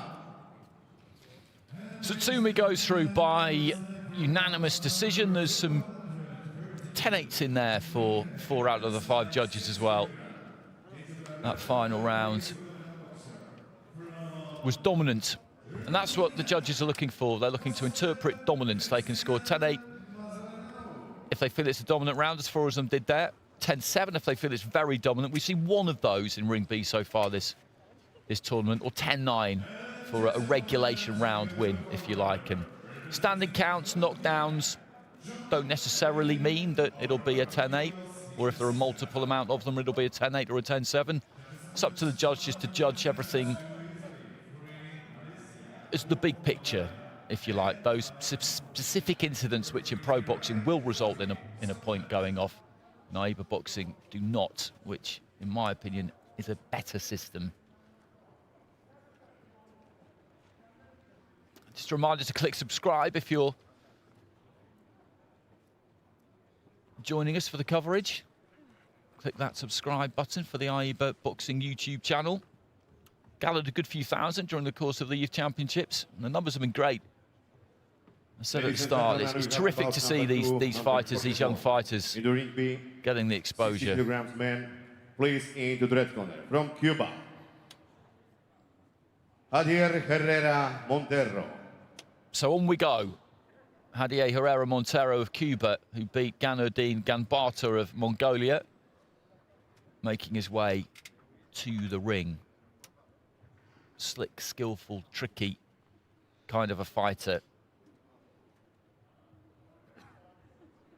And his opponent, please, into the blue corner from India, Akash Ramesh Gorkha.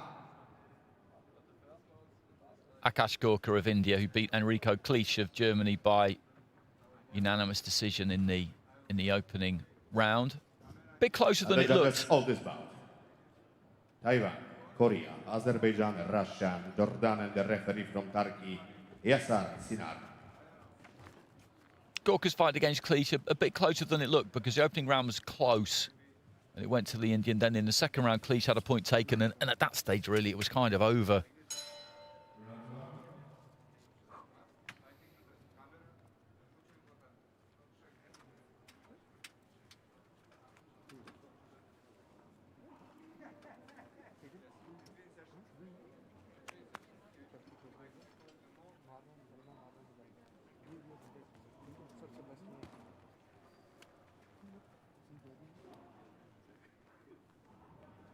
Those are judges.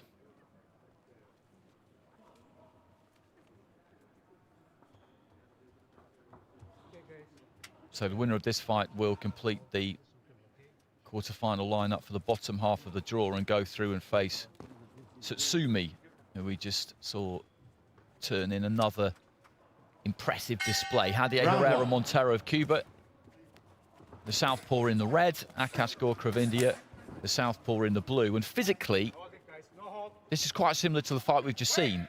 Herrera Montero, not quite as stocky as Tsutsumi, a little bit taller, but he's pretty explosive.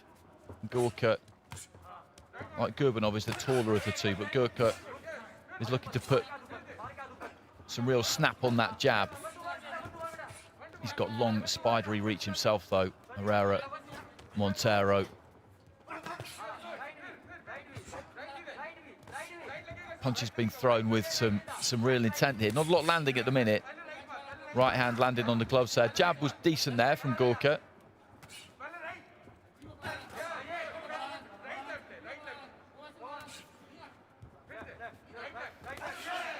Both of them just closing in. Wasn't quite enough room for either one to get their work done. Chopping left hand there from Gorkha. That looked good.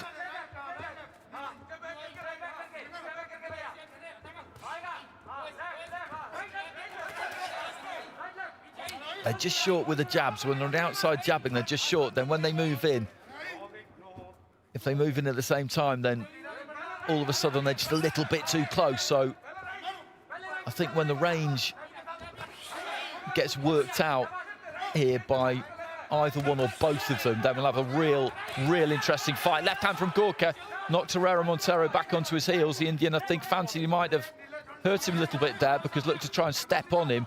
Well, neither one's holding there, and they're demonstrating the fact that they're not, but they were unable to disentangle. Good jab there from Gorka, heading into the final minute of round one, and this is just catching fire, this fight, really. The temperature's just going up bit by bit by bit.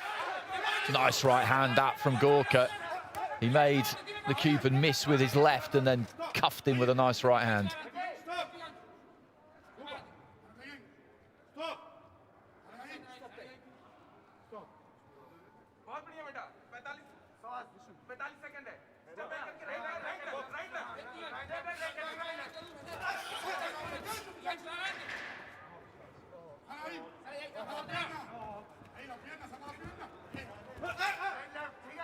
Well, the referee giving them plenty of time to work their way out there. Nice left hand to the body there from Herrera Montero. Close this round, it's close. Final 10 seconds. I would maybe just go with Gorka. I think he's maybe landed the slightly cleaner. His best shots have been just that bit better, I think, than Herrera Montero's, but there's very, very little in that.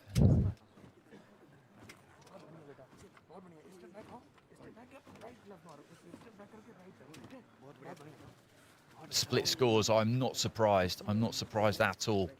A couple of 10-9s there for Gorka, and the other three 10-9 to Herrera Montero. These two are well matched, and the styles actually are blending pretty well. Southpaw against southpaw doesn't always, because generally speaking, southpaws aren't used to fighting each other either. They are more in AIBA international boxing than other codes of boxing. You do see a lot of southpaws, top international amateurs, particularly from certain countries. Seconds out, please.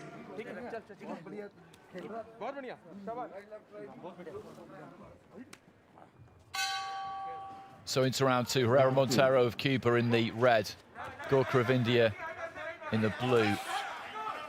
Again, straight onto the front foot and looking to throw a rapid 1-2 there. Good left hand came back from Gorka, just caught Herrera Montero in range. You could see that sweat just spray off the head guard there, and again, we just have a little bit of a dance here.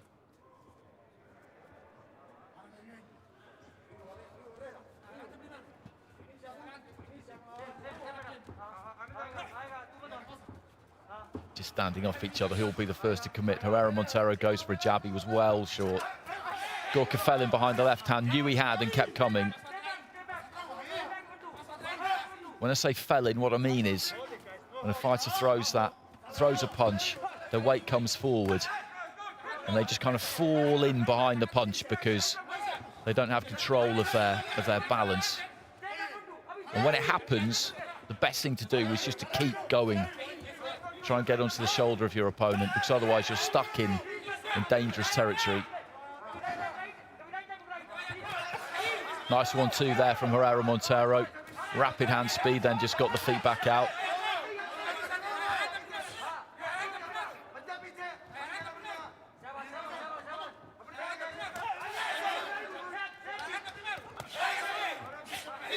Left hand working pretty well for the Cuban in this second round so far at the midway point of the contest.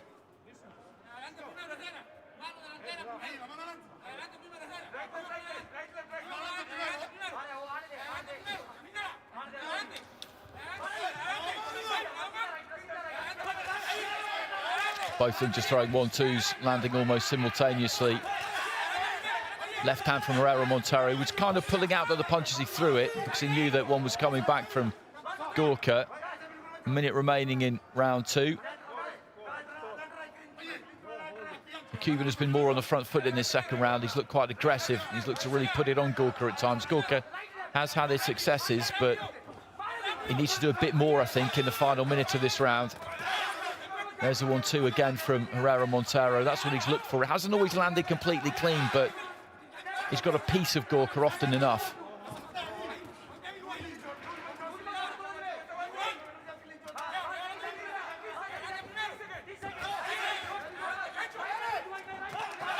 Good left on the inside there from Herrera Montero. Gorka was coming forward, but he squeezed through anyway.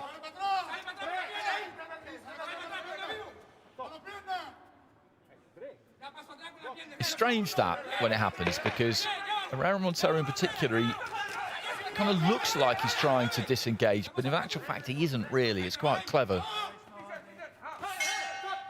So bell goes to the end of the second round. It's a good round for the red corner, I thought.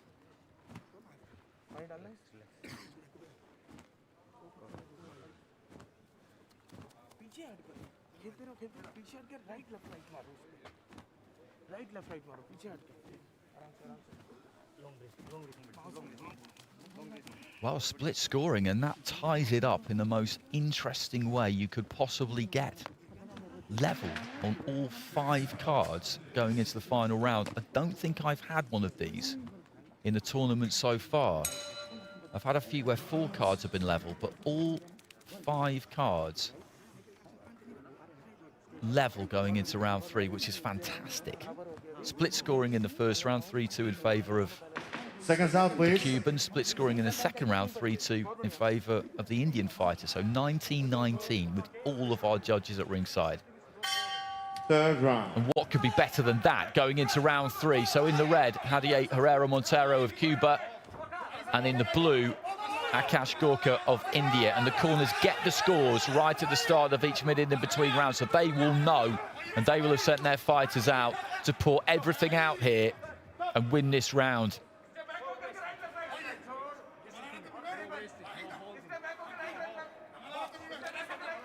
My own card was around a piece as well, because I gave Gorka the first and I gave Herrera Montero the second, just shutting each other's space down there. No real room to get much done. Jabs exchanged. Short with the jab there, Gorka. Herrera Montero waiting to launch an attack. Looks for that left hand, didn't quite land it. Minute gone in round 3, and nobody's taken any kind of a lead in this round yet.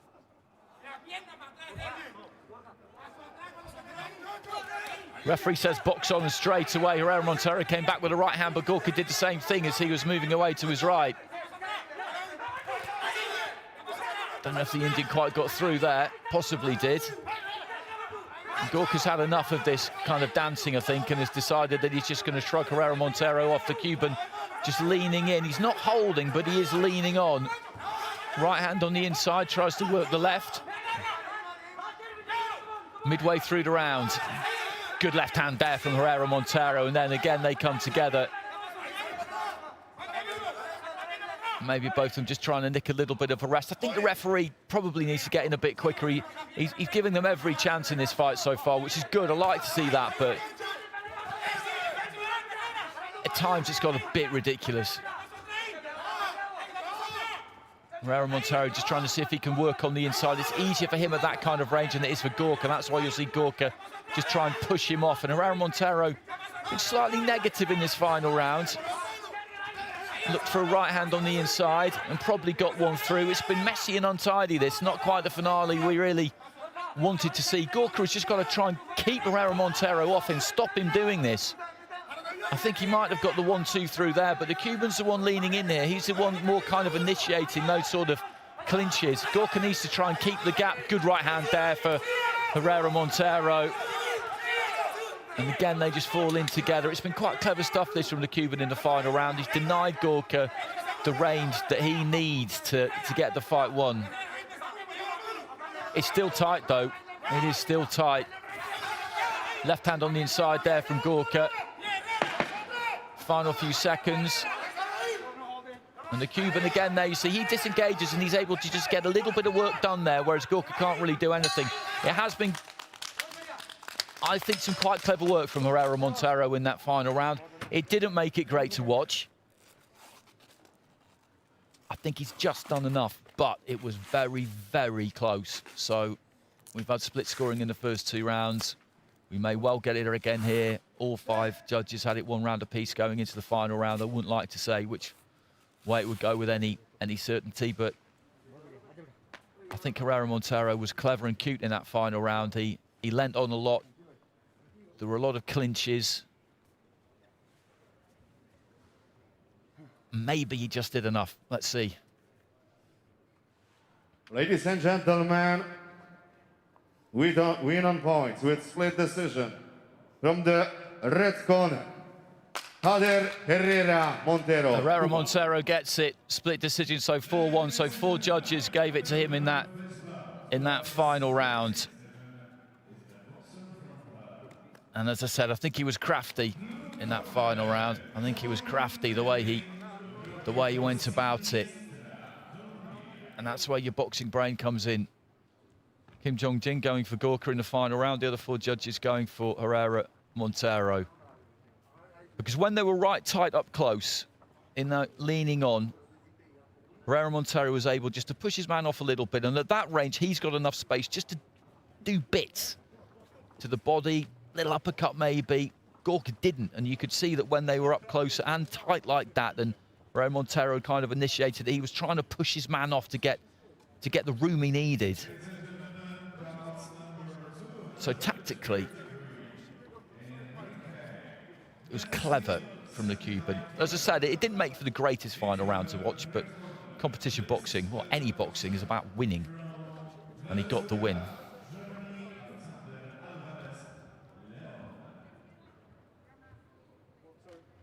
So, that's it for the lightweights. And our last 4 fights of the session will be at middleweight. Same scenario. The winners of these will go through to the quarterfinals.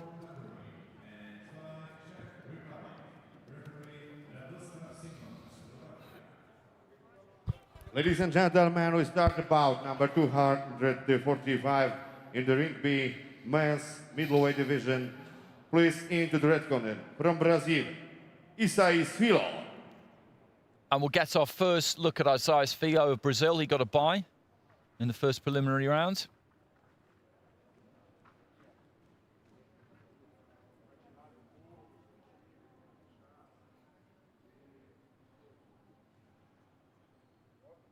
And please to the blue corner, his opponent from Cuba, Albert Gonzalez Montagudo. We saw Gonzalez beat Adrian Timofchuk of Poland by unanimous decision in his 1 fight so far, boxing for Cuba.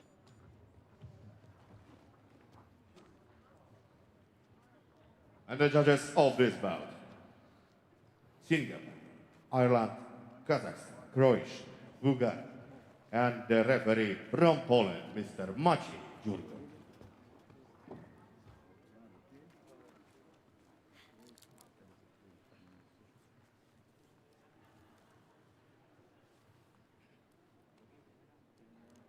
Sharp southpaw, Gonzalez. Singapore, Ireland, Kazakhstan, Croatia, Bulgaria. Maciej Jurgot of Poland. The 3rd person in the ring.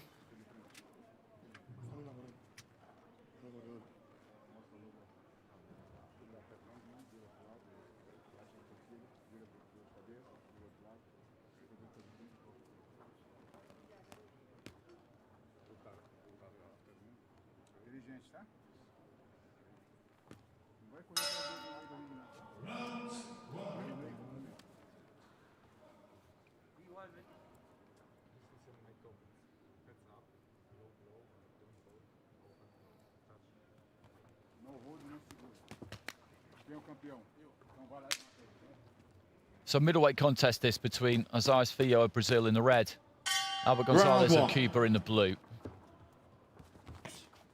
Both of them southpaws here. There's that crisp southpaw jab from Gonzalez.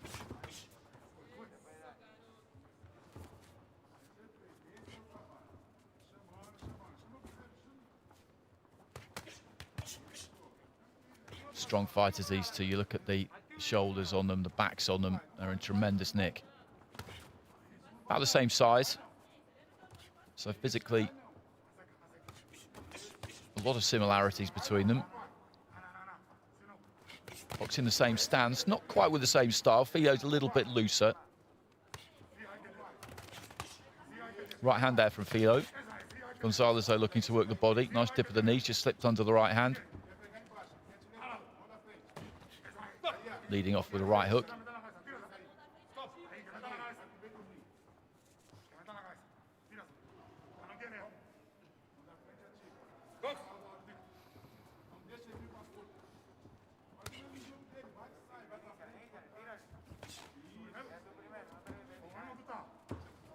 Just feinting with that front foot there, Gonzalez. Looked to throw the jab, then met a jab himself on the way in.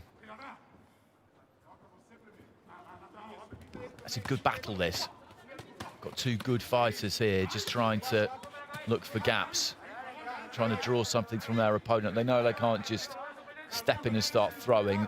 This level of boxing is far too good for that. Left hand from Filho. If you do that, then your opponent will just pick you off. Left hand again from the Brazilian, but he dropped the elbow on that there, Gonzalez. Blocked it well.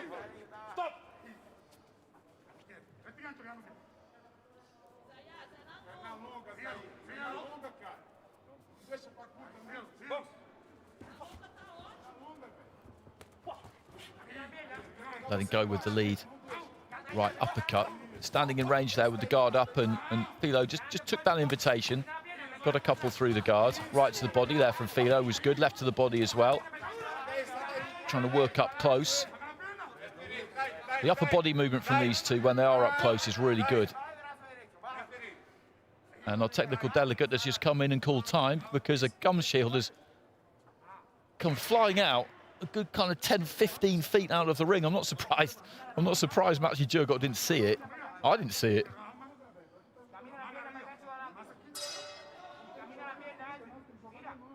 Belongs to Filho, who was happy to continue without it.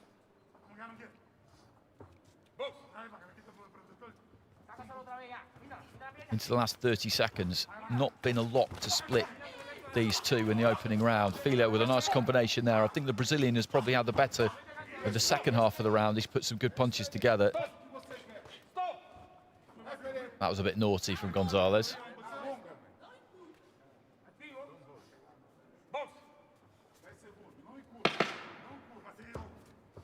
Little stamp with the front foot there from Filho. Gonzalez is never going to fall for that. There goes a bell at the end of the round. Good round. High quality boxing.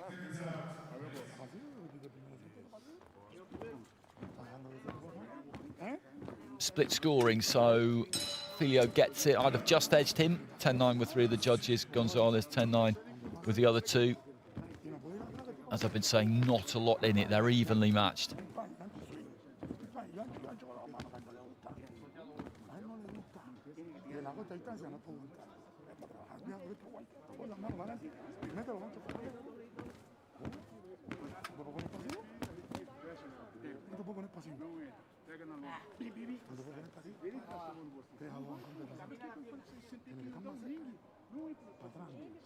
Seconds out, please. This is the kind of thing you see in these Youth World Championships. The standard is just so high. Just a reminder to click that subscribe button if you're watching on either YouTube. Round two. Just had a look, 81.3 thousand subscribers. We should be able to get that up to 100 by the end of this competition, surely. Surely. A lot of people have been tuning in for this, and this is why you get to see fighters like this. Isaias Filho of Brazil in the red, Albert Gonzalez of Cuba in the blue. Very tight opening round between these two, and as I said, the skill and the reflexes on show when they're fighting up close. They're absolutely top level.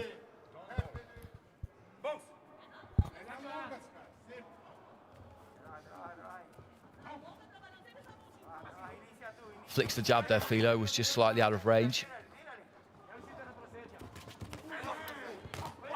Got a couple through to the body there, Gonzalez, plus a left hand.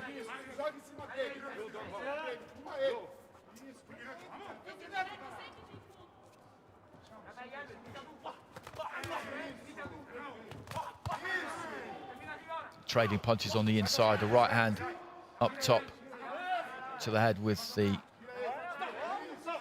lead hand from Filho's probably the best shot of that exchange. The referee just having the odd word every now and again. The last thing you want to see in a fight like this is a point go. Good defense there from Gonzalez. He's putting his punches together nicely there, Filho, but nothing got through.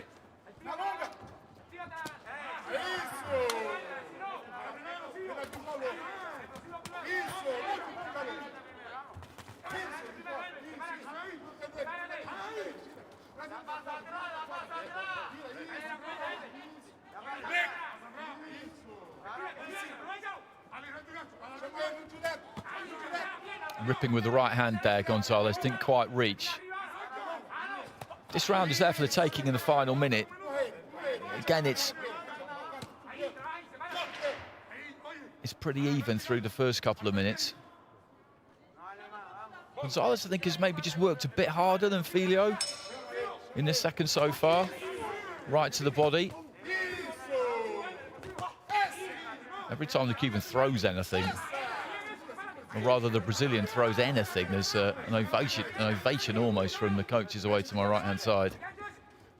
That won't do anything to sway the judges, I can assure you of that. Into the final few seconds of round two.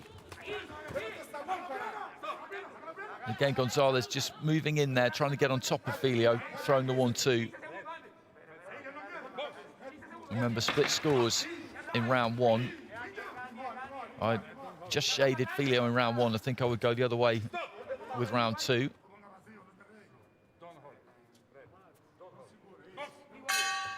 There goes the bell.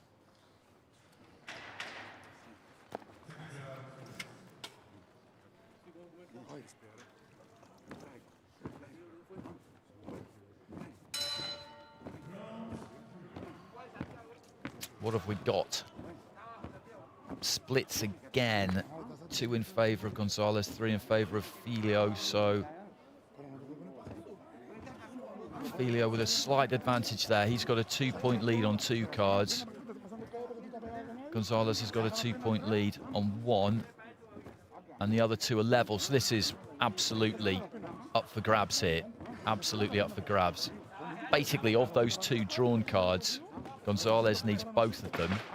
Seconds out. Filho needs one of them, because you would bet your house on this final round being a 10-9. I wouldn't bet my house in which direction it'll go, but I can't see any 10-8s. So it's those 2 drawn cards that are absolutely critical here. And as I say, Gonzalez needs both, Filho needs 1. Into this third and final round, and a high-octane start from both of them. Gonzalez of Cuba in the blue, good jab there from him. Filho of Brazil in the red. Both southpaws. They both look sharp, and as I said, this has been high-level stuff. Both got terrific conditioning, good reflexes, good variety, and really are very proficient at whatever kind of range the fight is. They can box from the outside, they can do it up close.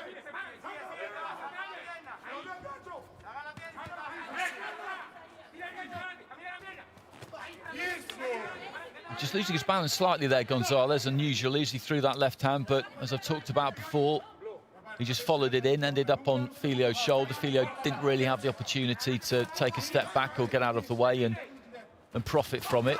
Right to the body there from Gonzalez was solid. You could hear that one echo around the ringside.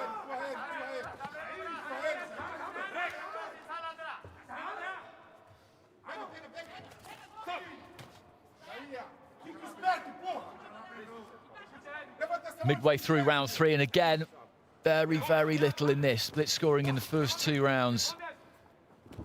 And it's difficult to choose again, very difficult to choose. We've got 2 really good fighters here. And this is fine margins, and they will both know it. One really good combination could be enough here. One real bit of quality over the course of this last minute plus could just prove to be the difference between them. It's got a little bit messy in the last 30 seconds. Looking for the right to the body again there, Gonzalez. Walking in with a high guard, walking him down quickly. Filho backed up to the ropes.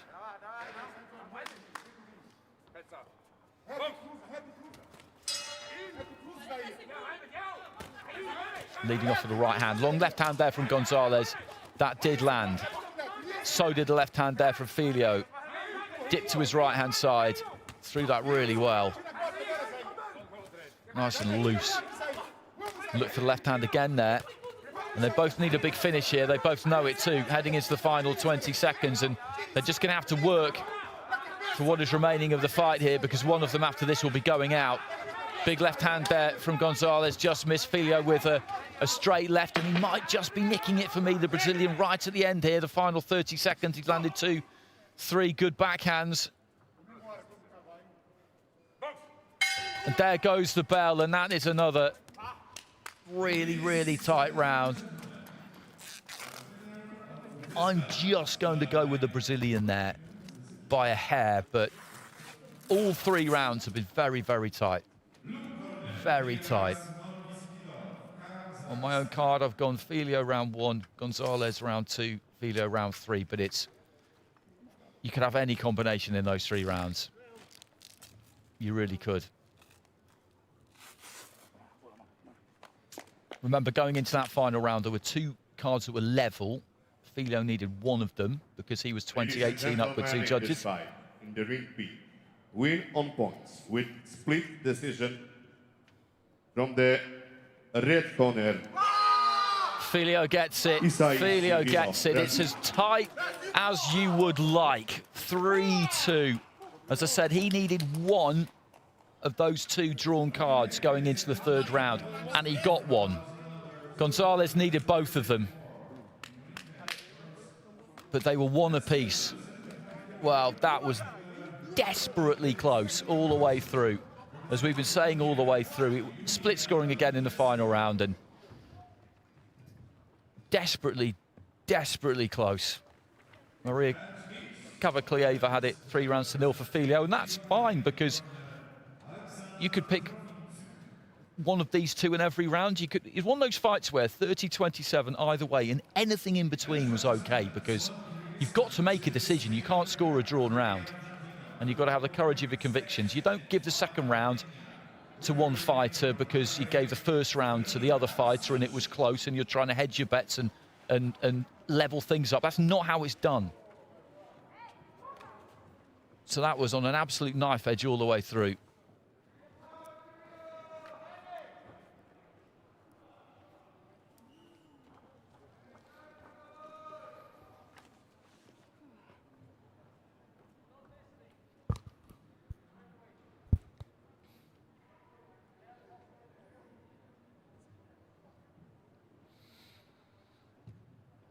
And he's unlucky, Gonzalez. He's unlucky that those 2 met early and that he's out. And now we start the bout number 246 in the ring B. Middleweight division men's, please into the red corner from Germany, Marcel Mangold. So we didn't see Marcel Mangold of Germany in the last round. He got a walkover against Morocco's Ilyas Benlami.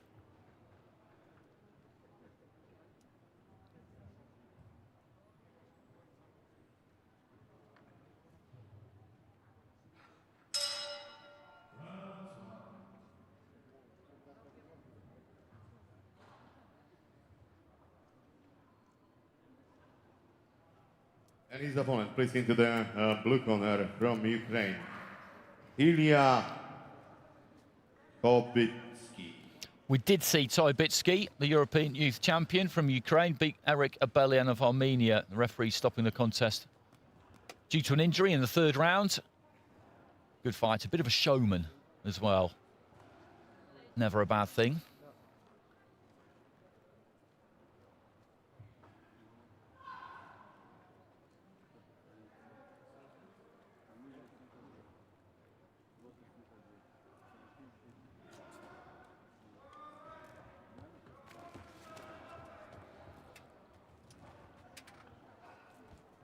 And the judges of this bout, Jordan, Bosnia and Herzegovina, Guatemala, Kazakhstan, Latvia, and the referee from Taiwan, Lin Chia-chan.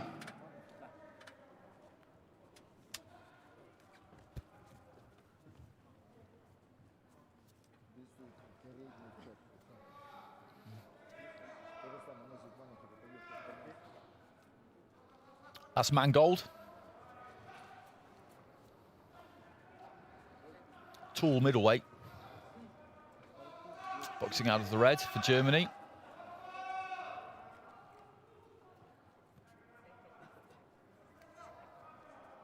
Tobitsky of Ukraine, European youth champion.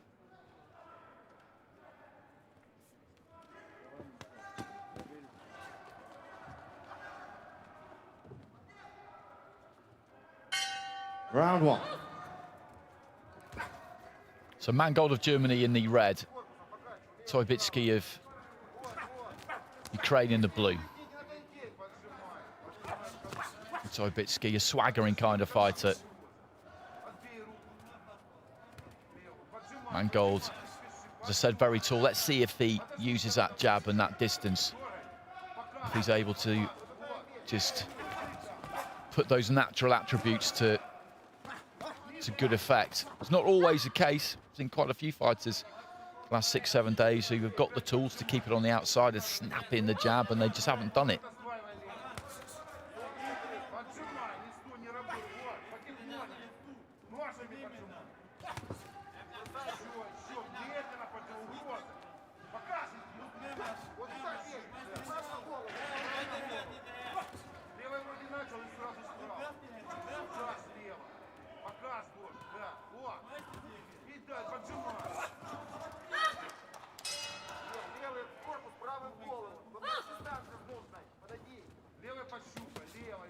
Looking for the 1-2 there, Mangold. That fell short.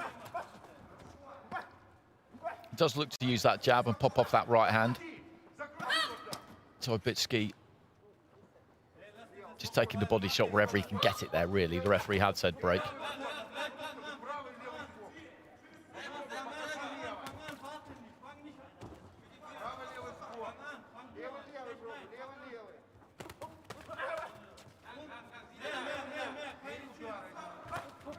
Good jab there from Tobitsky. Saw the head there, just pressed back, and again, looking to try and follow it with the right hand. There's the jab from Mangold, up from the waist. Good left hand there again from Tobitsky. He's having the better of this opener, I would say. And there's that left hand, just snaps the head of the German back again.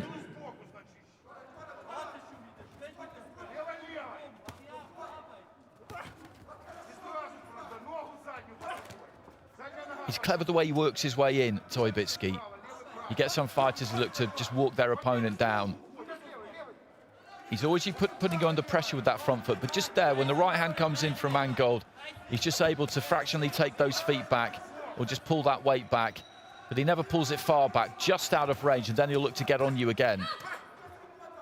He doesn't just relentlessly come forward, whatever happens. Some fighters, as I said, you'll see just put those gloves up and walk in, try and walk through punches. He doesn't look to walk through punches. But he's not squeamish either. When some come his way, he's looking to slip them by the merest fraction and then keep on coming. If you can slip punches on your way forward, then you really are in business, because that puts you in the perfect position to make your opponent miss and then make them pay. And Tobitsky gets it 10-9 across the board there. Pretty straightforward round to score, that one.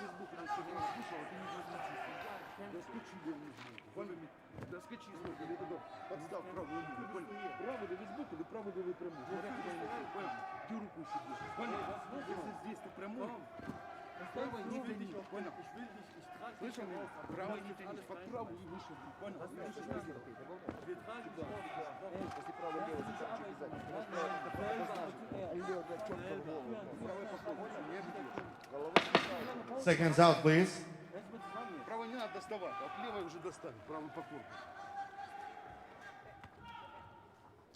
So Tobitsky getting it with all 5 judges in that opening round. He's in the blue. European youth champion, boxing for the Ukraine. Marcel Mangold of Germany in the red. Leading off with the left hand there, Tobitsky. Good jab. Really does jab well. Again there, just shoots up and finds the target. It's a real weapon for him. He's shorter than Mangold, but he shoots it up from the waist. Really gets a bit of snap on it. And again there, it's been his most effective punch.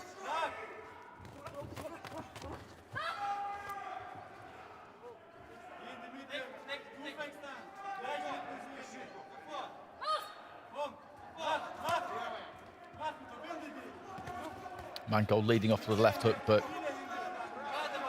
missed by a distance.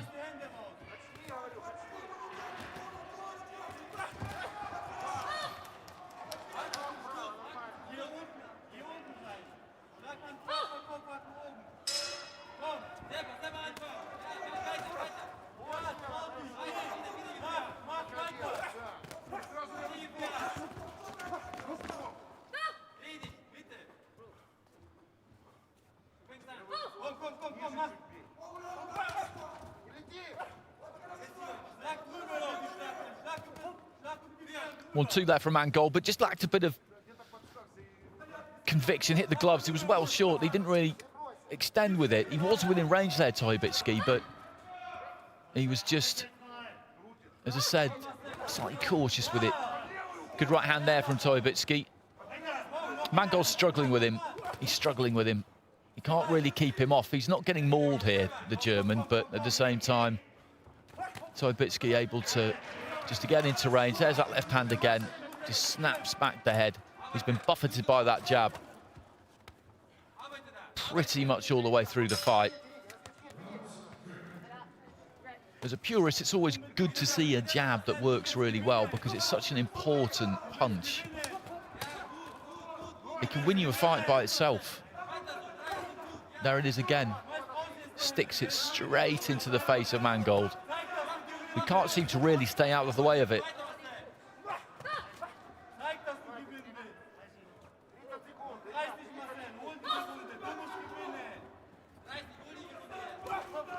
There it is again. Didn't land all that clean that time. The second one did get through, followed by the right hand. But that jab that landed about the top of the chest, kind of into the neck, the throat area.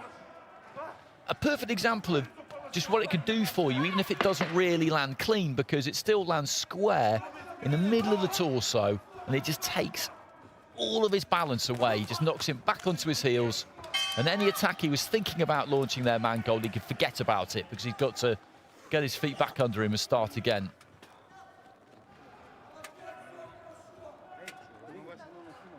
He's hanging in there, the German, but he's just up against somebody here who is better than him. 4 out of 5 judges going for Toibitsky there, so he's got a clear lead. 20 points to 18 for the judges.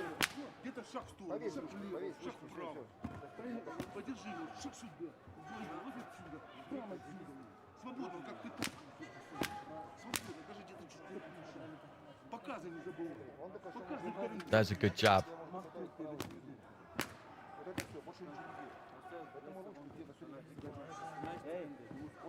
Seconds out, please. The lead left hand just featuring heavily there in those replays. So into the third round, and he's kind of cruising here, really, Toibitsky. He's got a good rhythm about him.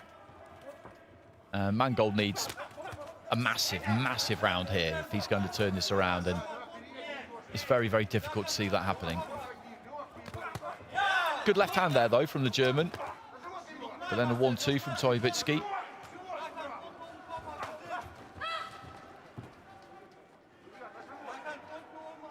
And the winner of this will go through to face Filio in the next round. Toibitsky against Filio. That's a tasty fight, that really is. Right hand there from Mangold. Balance wasn't great there from Toibitsky. Very rare example of him coming over the top of his front foot.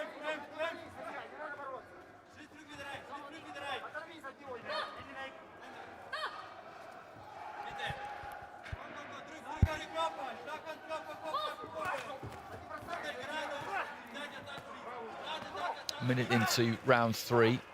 Just wondering if Toibitsky's just tiring a bit here, maybe. Bit of blood coming from the end of his nose. Good combination there from Mangold. He's having a bit more joy in the third and final round.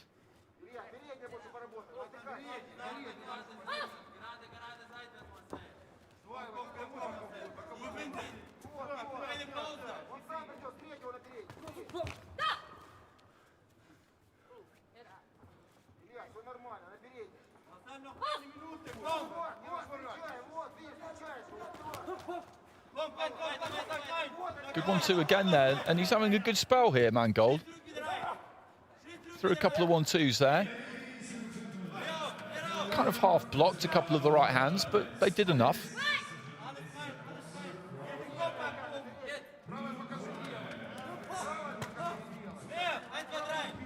Just not as much coming from Toibitsky. The work rate has really dipped from him. And that punch output has gone right down. And what it means is that Mangold's just got more time to set up his own attacks. He's not constantly having to fend Toibitsky off. This is kind of interesting, actually, with that fight against Filio in mind for Toibitsky, because he's going to win this fight. He's going to go through, even if he loses this final round 10-9. He's gassing here, and he's gassing badly in this third and final round. And Filio is as fit as you would like. He will keep going right to the very end. We saw that against Gonzalez. That was one of the things that was so good about that fight, was how superbly conditioned they both were, and how they could hold their shape and their technique together right till the very end. And Toibitsky can't here, quite simply. So that could be a real factor when those two meet in the quarterfinals. But he's got the win. We'll get it confirmed, but he will get the win because he was 2 points up on 4 cards going into the final round there, Toibitsky, and did a load of really good stuff in the first 2 rounds. But that was just interesting in that final round. And I don't think it was just him taking a round off either. You could see from his face, the way that the mouth was hanging open, that he was tired. Mangold won that round, I would say.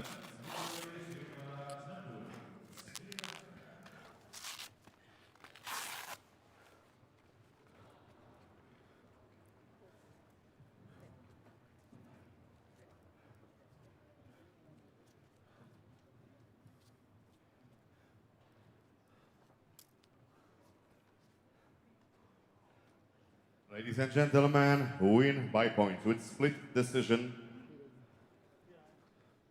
The boxers from the blue corner, Ilya Tobitsky, Ukraine. So Toibitsky gets it. 4-1. I think all but one of those scores went Mangold's way in that final round. There we go. So 3 scores of 2 rounds to 1 for Toibitsky, 1 of 3-0, and 1 score of 2 rounds to 1 for Mangold. Easy fight to score, I thought. The first 2 rounds were clearly Toibitsky's, and the third round was Mangold's. And as I was saying, just really interesting there that he did seem to just run out of juice in that final round. He can't do that against the Brazilian, against Filio in the quarterfinals. But for 2 rounds, he boxed really, really well. And that was enough to win him the fight.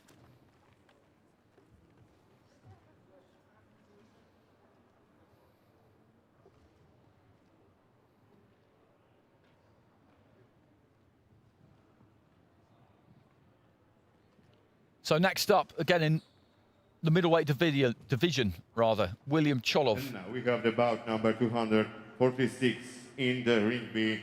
Middleweight division man, please, into the red corner from Bulgaria, William Cholov.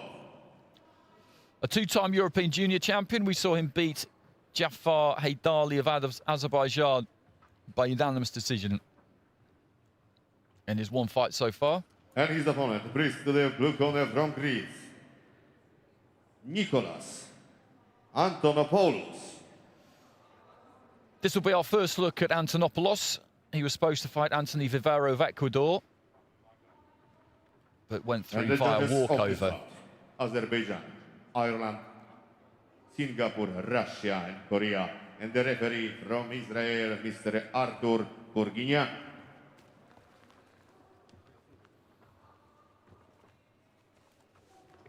So there's Cholov. As I say, 2-time European junior champion, comes here with a big reputation. Looked good in his first fight.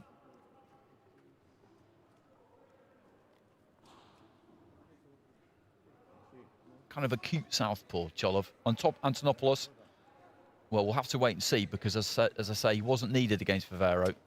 went through via walkover. Tall, lean kind of fighter. Azerbaijan, Ireland, Singapore, Russia, Korea. That's where our judges are from. And it's Israel for our referee, Artur Kurginyan.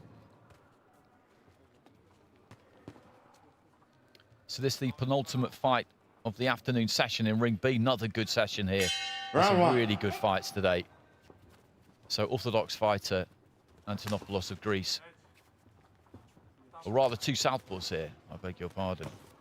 Antonopoulos of Greece in the blue, Cholov of Bulgaria in the red. Just dips him with the left hand to the body there, Cholov.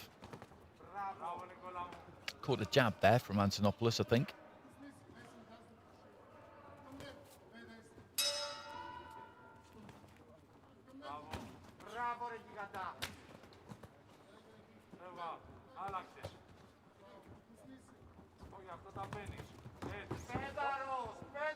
Slip called by the referee. What a dramatic slip as he went sliding towards that blue corner. Left to the body there from Cholov. Aiming that big overhand left, but Antonopoulos evaded that one.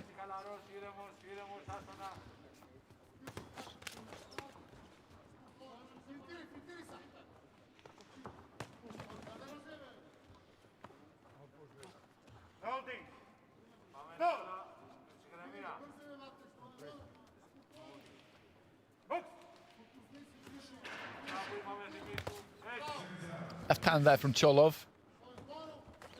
I think it was at least half blocked there from Antonopoulos on the far side of the ring from me.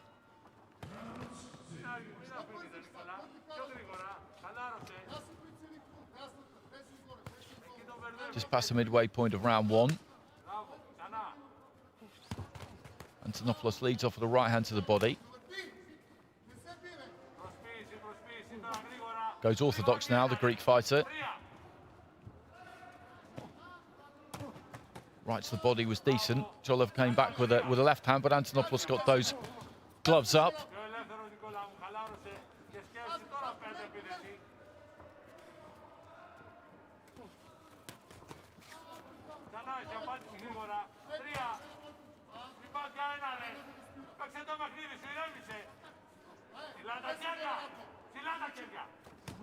Left to the body from Cholov again there.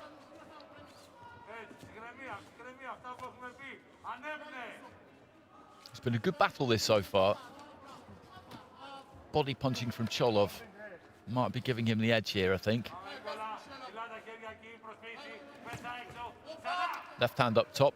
Wasn't much on it, but it just moved the head back there of Antonopoulos from Cholov.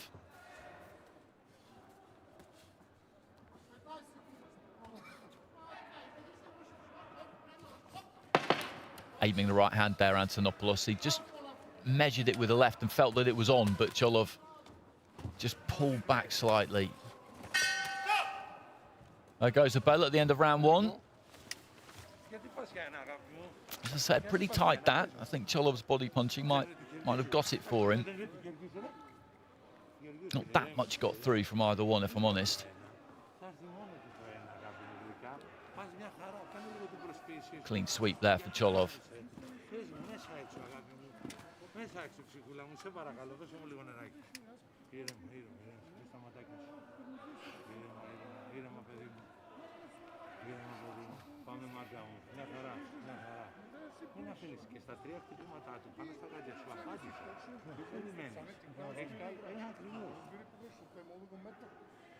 Right to the body there from Antonopoulos. Seconds out, please. It was a good punch, actually. He went for that a few times.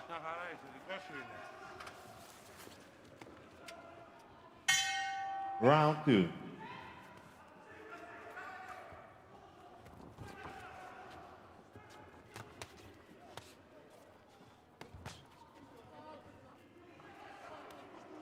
Left to the body again there from Cholov.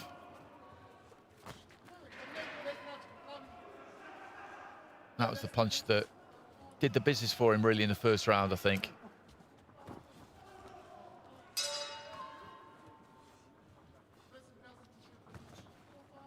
αντεπίθεση με 3, γρήγορη με 3. Άμυνα 3. Απάντησε γρήγορα. Θα απαντάς, εσύ τελευταίο λόγο.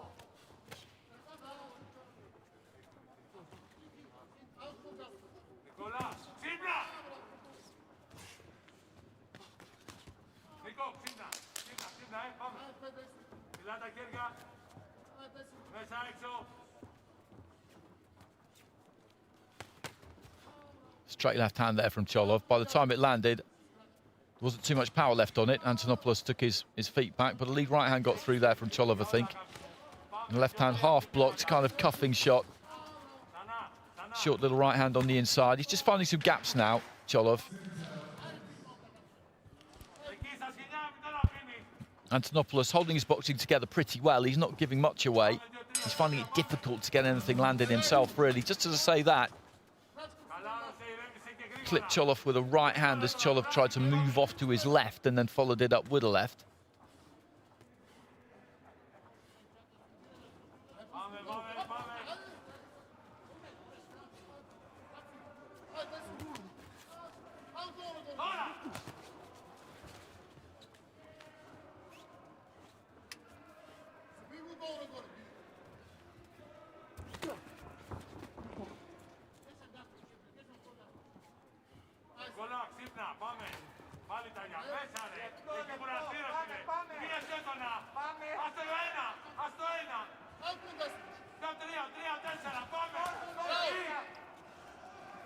Left hand was a little bit of a slap there from Cholov, having missed with the right. Antonopoulos may have scored with the right hand there. Into the final 30 seconds of round 2. Right to the stomach there from Antonopoulos was a good shot. Then quickens up those feet, was looking to try and get on Cholov. Looking aggressive towards the end of the round here. Antonopoulos came stalking in, looking for the right to the body, but didn't land it. I think this round has slipped away from him here too.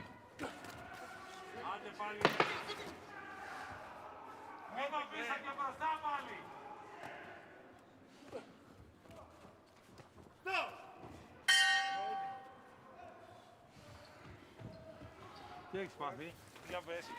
Θα ξυπνήσεις. Θα ξυπνήσεις, λέγεται. Τι είναι αυτό το πράγμα, τι έχεις πάθει. Κλείς τα μάτια σου. Κλείς τα μάτια σου. 10-9s across the board there for Cholov, so he's got a very handy lead, 2 rounds to 0 up with all 5 judges. And he hasn't won either of those 2 rounds by a huge margin, but it's been clear. He's done what he's needed to do. Good right hand there, went to the body, then took it up to the head.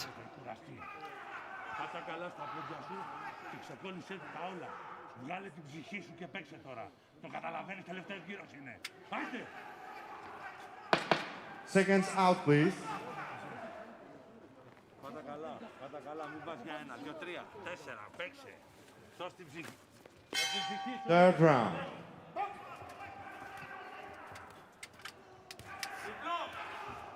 Into the third round.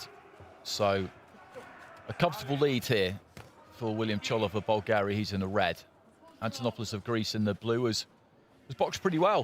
As I've been saying, he's kept his technique together, kept his shape together for the most part. Hasn't given much away, but Cholov is one of those fighters who's good at finding the gaps. And that's what he's managed to do. Antonopoulos coming forward has struggled to land much on Cholov. He's a slippery kind of fighter.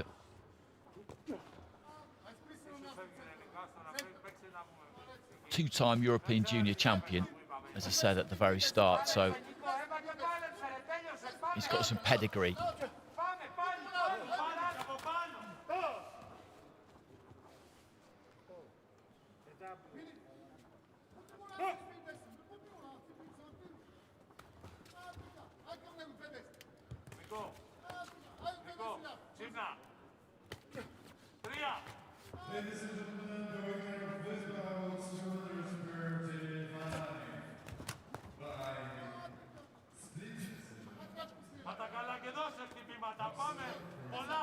Just tapping with the lead hand there, Antonopoulos, trying to set up the right hand. He's just taking a bit too long about it.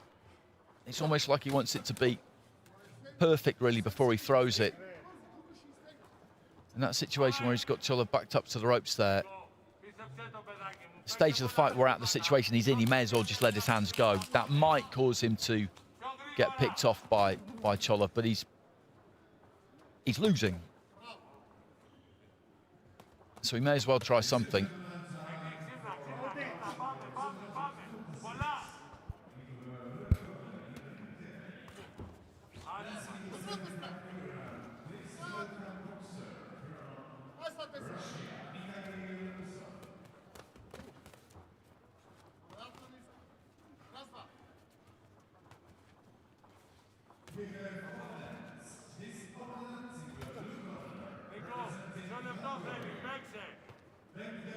Cholov's not done an enormous amount in this final round. Good left hand there. He's resisted the temptation to try and turn the screw here and put a real exclamation point on things. There's no need. We're still quite young in the tournament. This will take him through to the quarterfinals. So after this, he'll be hoping he's got another 3 more fights. And he's won this with something to spare. As I say, Antonopoulos has made him work. But I don't think this will have taken too much out of him. So there goes the bell.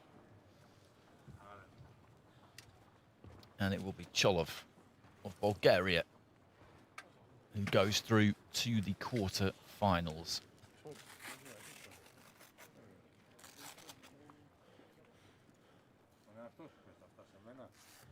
There's that left to the body. Came with the right hand there, Antonopoulos. Slipped underneath it and just found the target. Good left hand too. And that is what you might describe as a really good tournament win, because he's had 1 fight already. He's going to have 5 in total in the space of about... Well, by the time he got going, in the space of about 7 or 8 days. So he's won that and kept plenty of gas in the tank. By points with a unanimous decision. From the red corner, William Cholov, Bulgar. Had 3 rounds to 0 with all of our judges at ringside. So as I say, he progresses. He's through to the quarterfinals now, getting nearer and nearer the business end of the competition, and he's got the victory there without taking too much out of himself. That's no insult to Antonopoulos, but there was just a level between those two.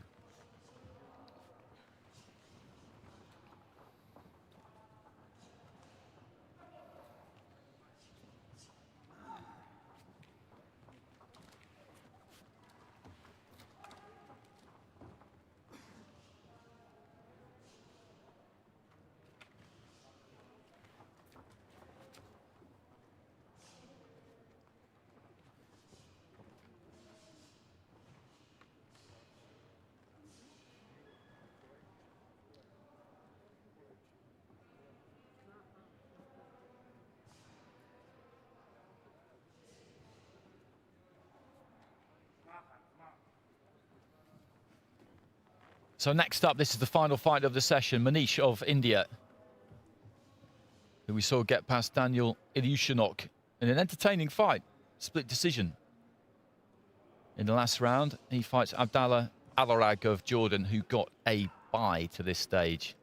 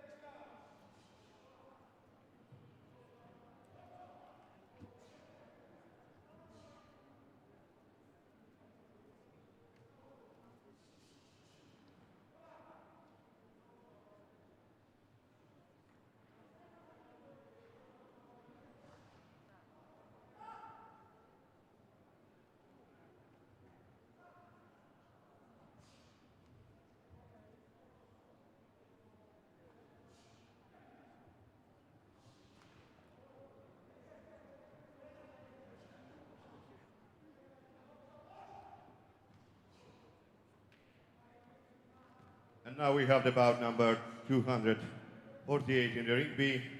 Middleweight division men's, please, into the red corner. From India, Manish. So coming into the red corner, Manish, as I said, we saw him against Daniel Ilyushinok of Israel in the opening round. He got through that one.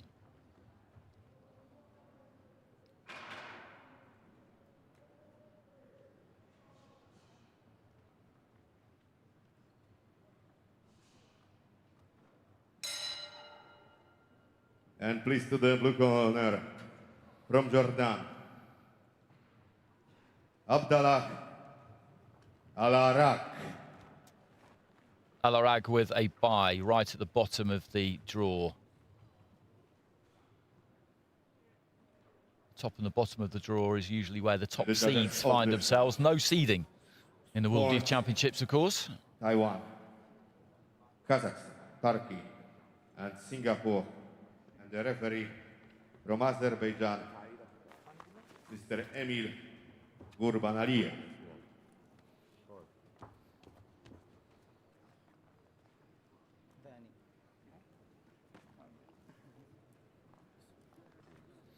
So Al-Arag in the blue, representing Jordan. Manish of India in the red. Poland, Taipei, Kazakhstan, Turkey, Singapore are judges for the final fight of the afternoon session in round B. In ring B, rather.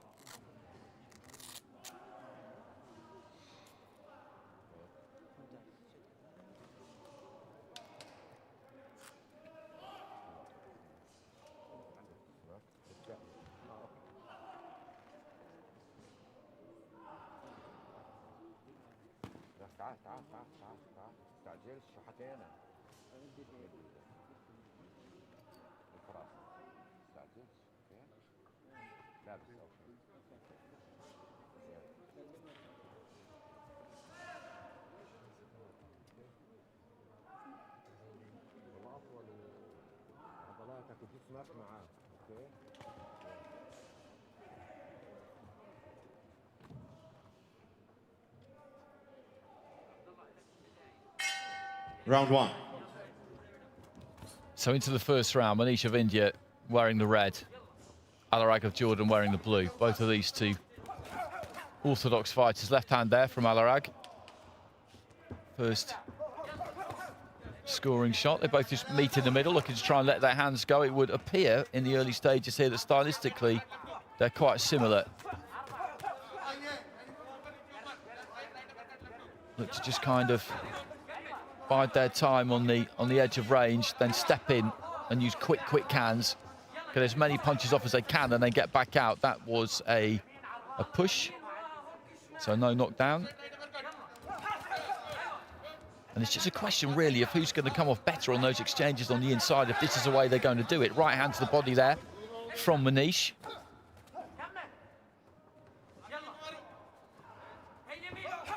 Feinting with the jabs and then again standing square and letting the hands go. Long right hand there coming in from Al-Arag, who of the two maybe looks a bit more willing or capable to try and keep this on the outside. Manish, from what we saw in his opening fight, isn't really interested in that.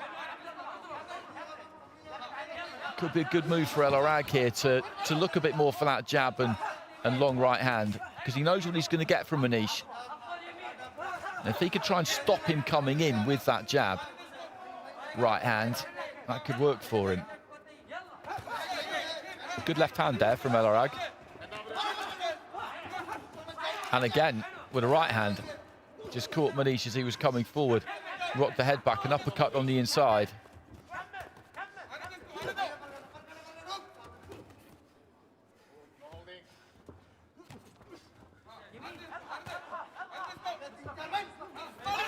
Short with the right hand, but kept following in behind it. And this is good from the Jordanian. Right hand did land, then with the follow-up, who's just a bit overeager and kind of lost his footing. Short right hand there from Manish was a good shot.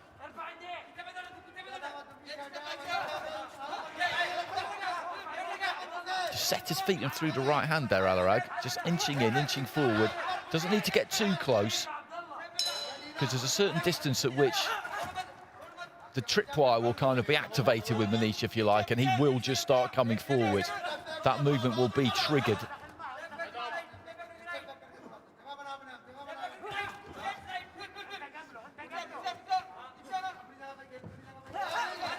Right hand there from Manish. He could have thrown the jab there, Alarag. He was in distance, and they both just hesitated. He could have just thrown the jab right hand. He was close enough. Bell goes at the end of the round. Interesting round, that. Kind of interesting contest between these two, actually. Manish, as I said, we know what we get from him. He comes forward. He looks to try and take his feet with him when he comes forward and keep that balance, throw short, straight punches. Manish gets it 10-9 on the cards there, and I can see how that's happened because, as I say, he's aggressive. He gets on the front foot. He throws plenty. Not always easy to work out how many of them have landed, but some of them certainly did. Alarag did have his successes. He certainly had his successes. If he's going to try and have it a little bit more on the outside, then he's got to up that punch output with the jab right hand. When they're stood off each other like they were there, if he just inches forward, like I said, he'll get to the point where he's close enough that Manish will just spring in. Round 2. But there is a range there where he can throw that jab right hand,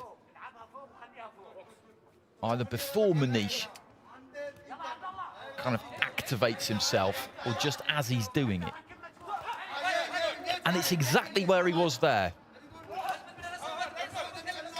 And then when he does throw it, he's just a little bit too far out.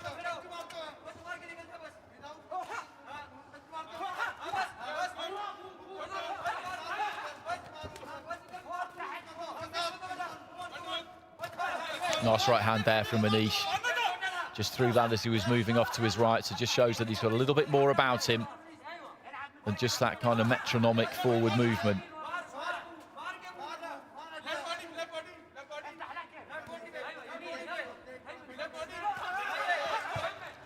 Gum shields come out.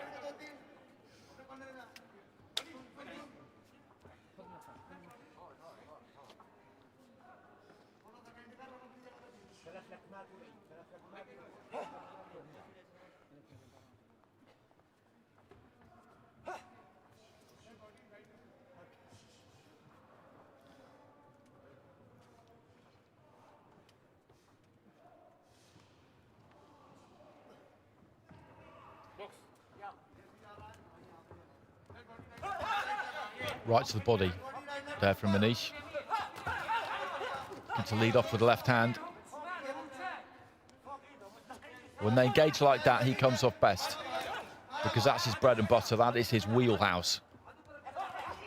He's got quick hands, and as I said, he takes his feet with him. So he's got that balance when he throws. It can get a bit ragged at times.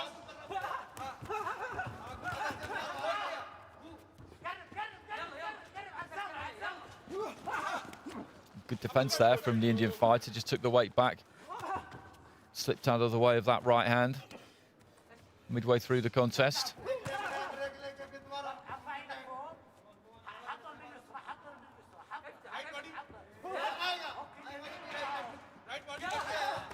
In he comes again. He's got to throw the jab right here, right now. He's got to throw the jab right hand there. Alarag just slightly too late on it. When they're just jockeying here, he could throw it. There's no reason not to throw it.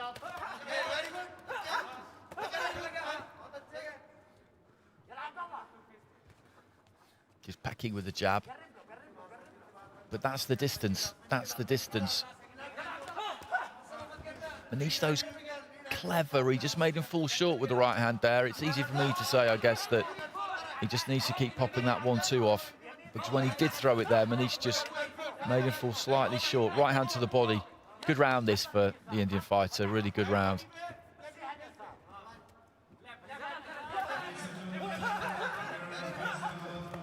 Right hand on the inside there, though, from Alarag. That'll give him some encouragement and an uppercut.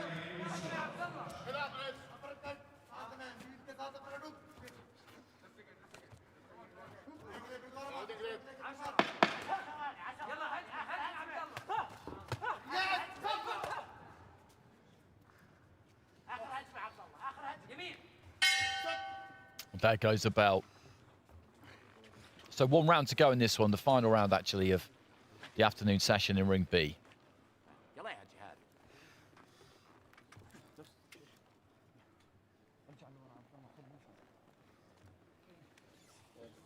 And that was a very clear round for Manish. So he's got both rounds in the bag with all 5 judges. And he will be going through to the quarterfinals unless something extraordinary happens in this next 3 minutes, where he will face Cholov.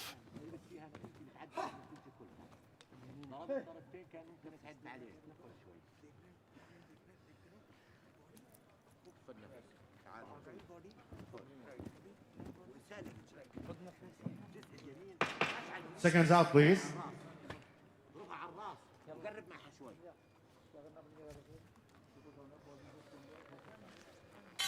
Third round. So third and final round, Manish of India, 2 rounds to the good with all 5 judges. He's in the red. Abdallah Al-Rag of Jordan is in the blue. So a big, big task on his hands here to turn this around. It's not really conceivable, if I'm honest. He's had his moments in this fight, the Jordanian.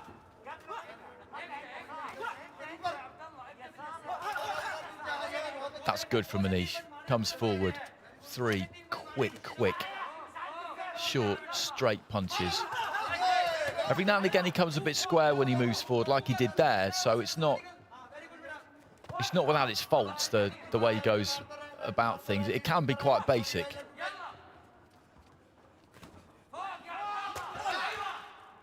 But generally speaking, even though his back foot will come round sometimes and he's standing square in front of his opponent as he pushes those hands out, his balance is still kind of okay.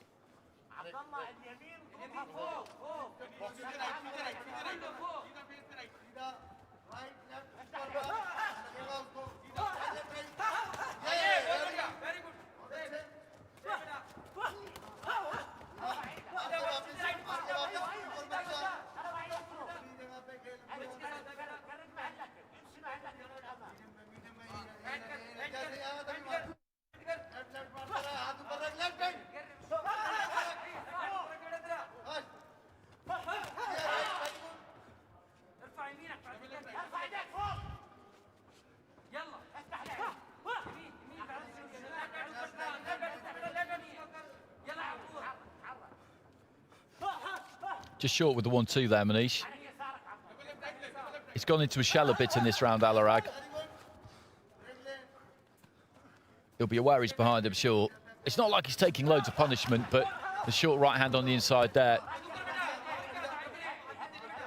And he's found this increasingly difficult as the fight has gone on. There was some promising signs for him, I thought, in that opening round. I didn't think there was loads in that opening round. Manish won it, but I didn't think there was loads in it. And he's got more dominant as the fight has gone on.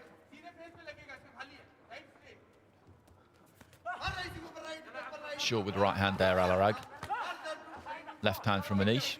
Into the last 30 seconds. So the afternoon session nearly at a close. Good right hand, uppercut on the inside there from Al-Rag. He just kind of pushed Manish across the ring.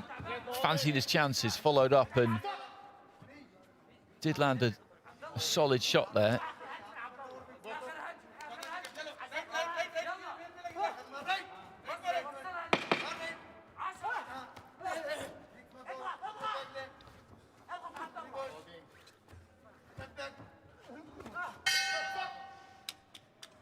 Well, there goes the bell, and that is going to be a 30 points to 27 win for Manish on all 5 cards. I think I can say that with some confidence, and he will move through to the quarterfinals where he'll be in with 2-time European Junior Champion Cholov of Bulgaria.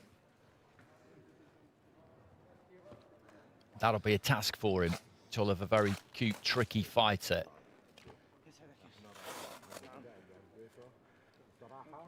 But he's got an effective method, Manish. He knows what he wants to do.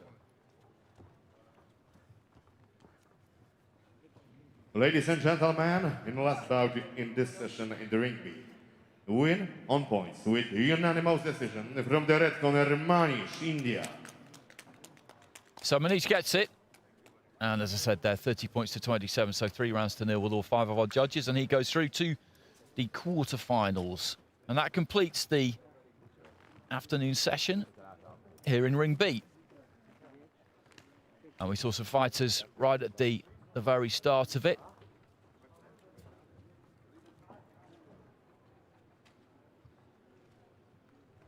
Go through to the semi-finals in the women's featherweight division. We saw fighters guarantee themselves bronze medals.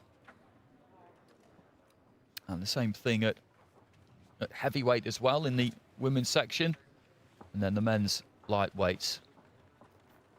Fights in the final 16, so the winners there progress to the quarterfinals. So they're just one step away from medaling themselves. And then the same situation with the middleweights towards the end there. Another good session, very good standard of boxing. Hope you enjoyed it. We will be back in exactly an hour for an evening session, which brings us 15 fights. So please do rejoin us for that.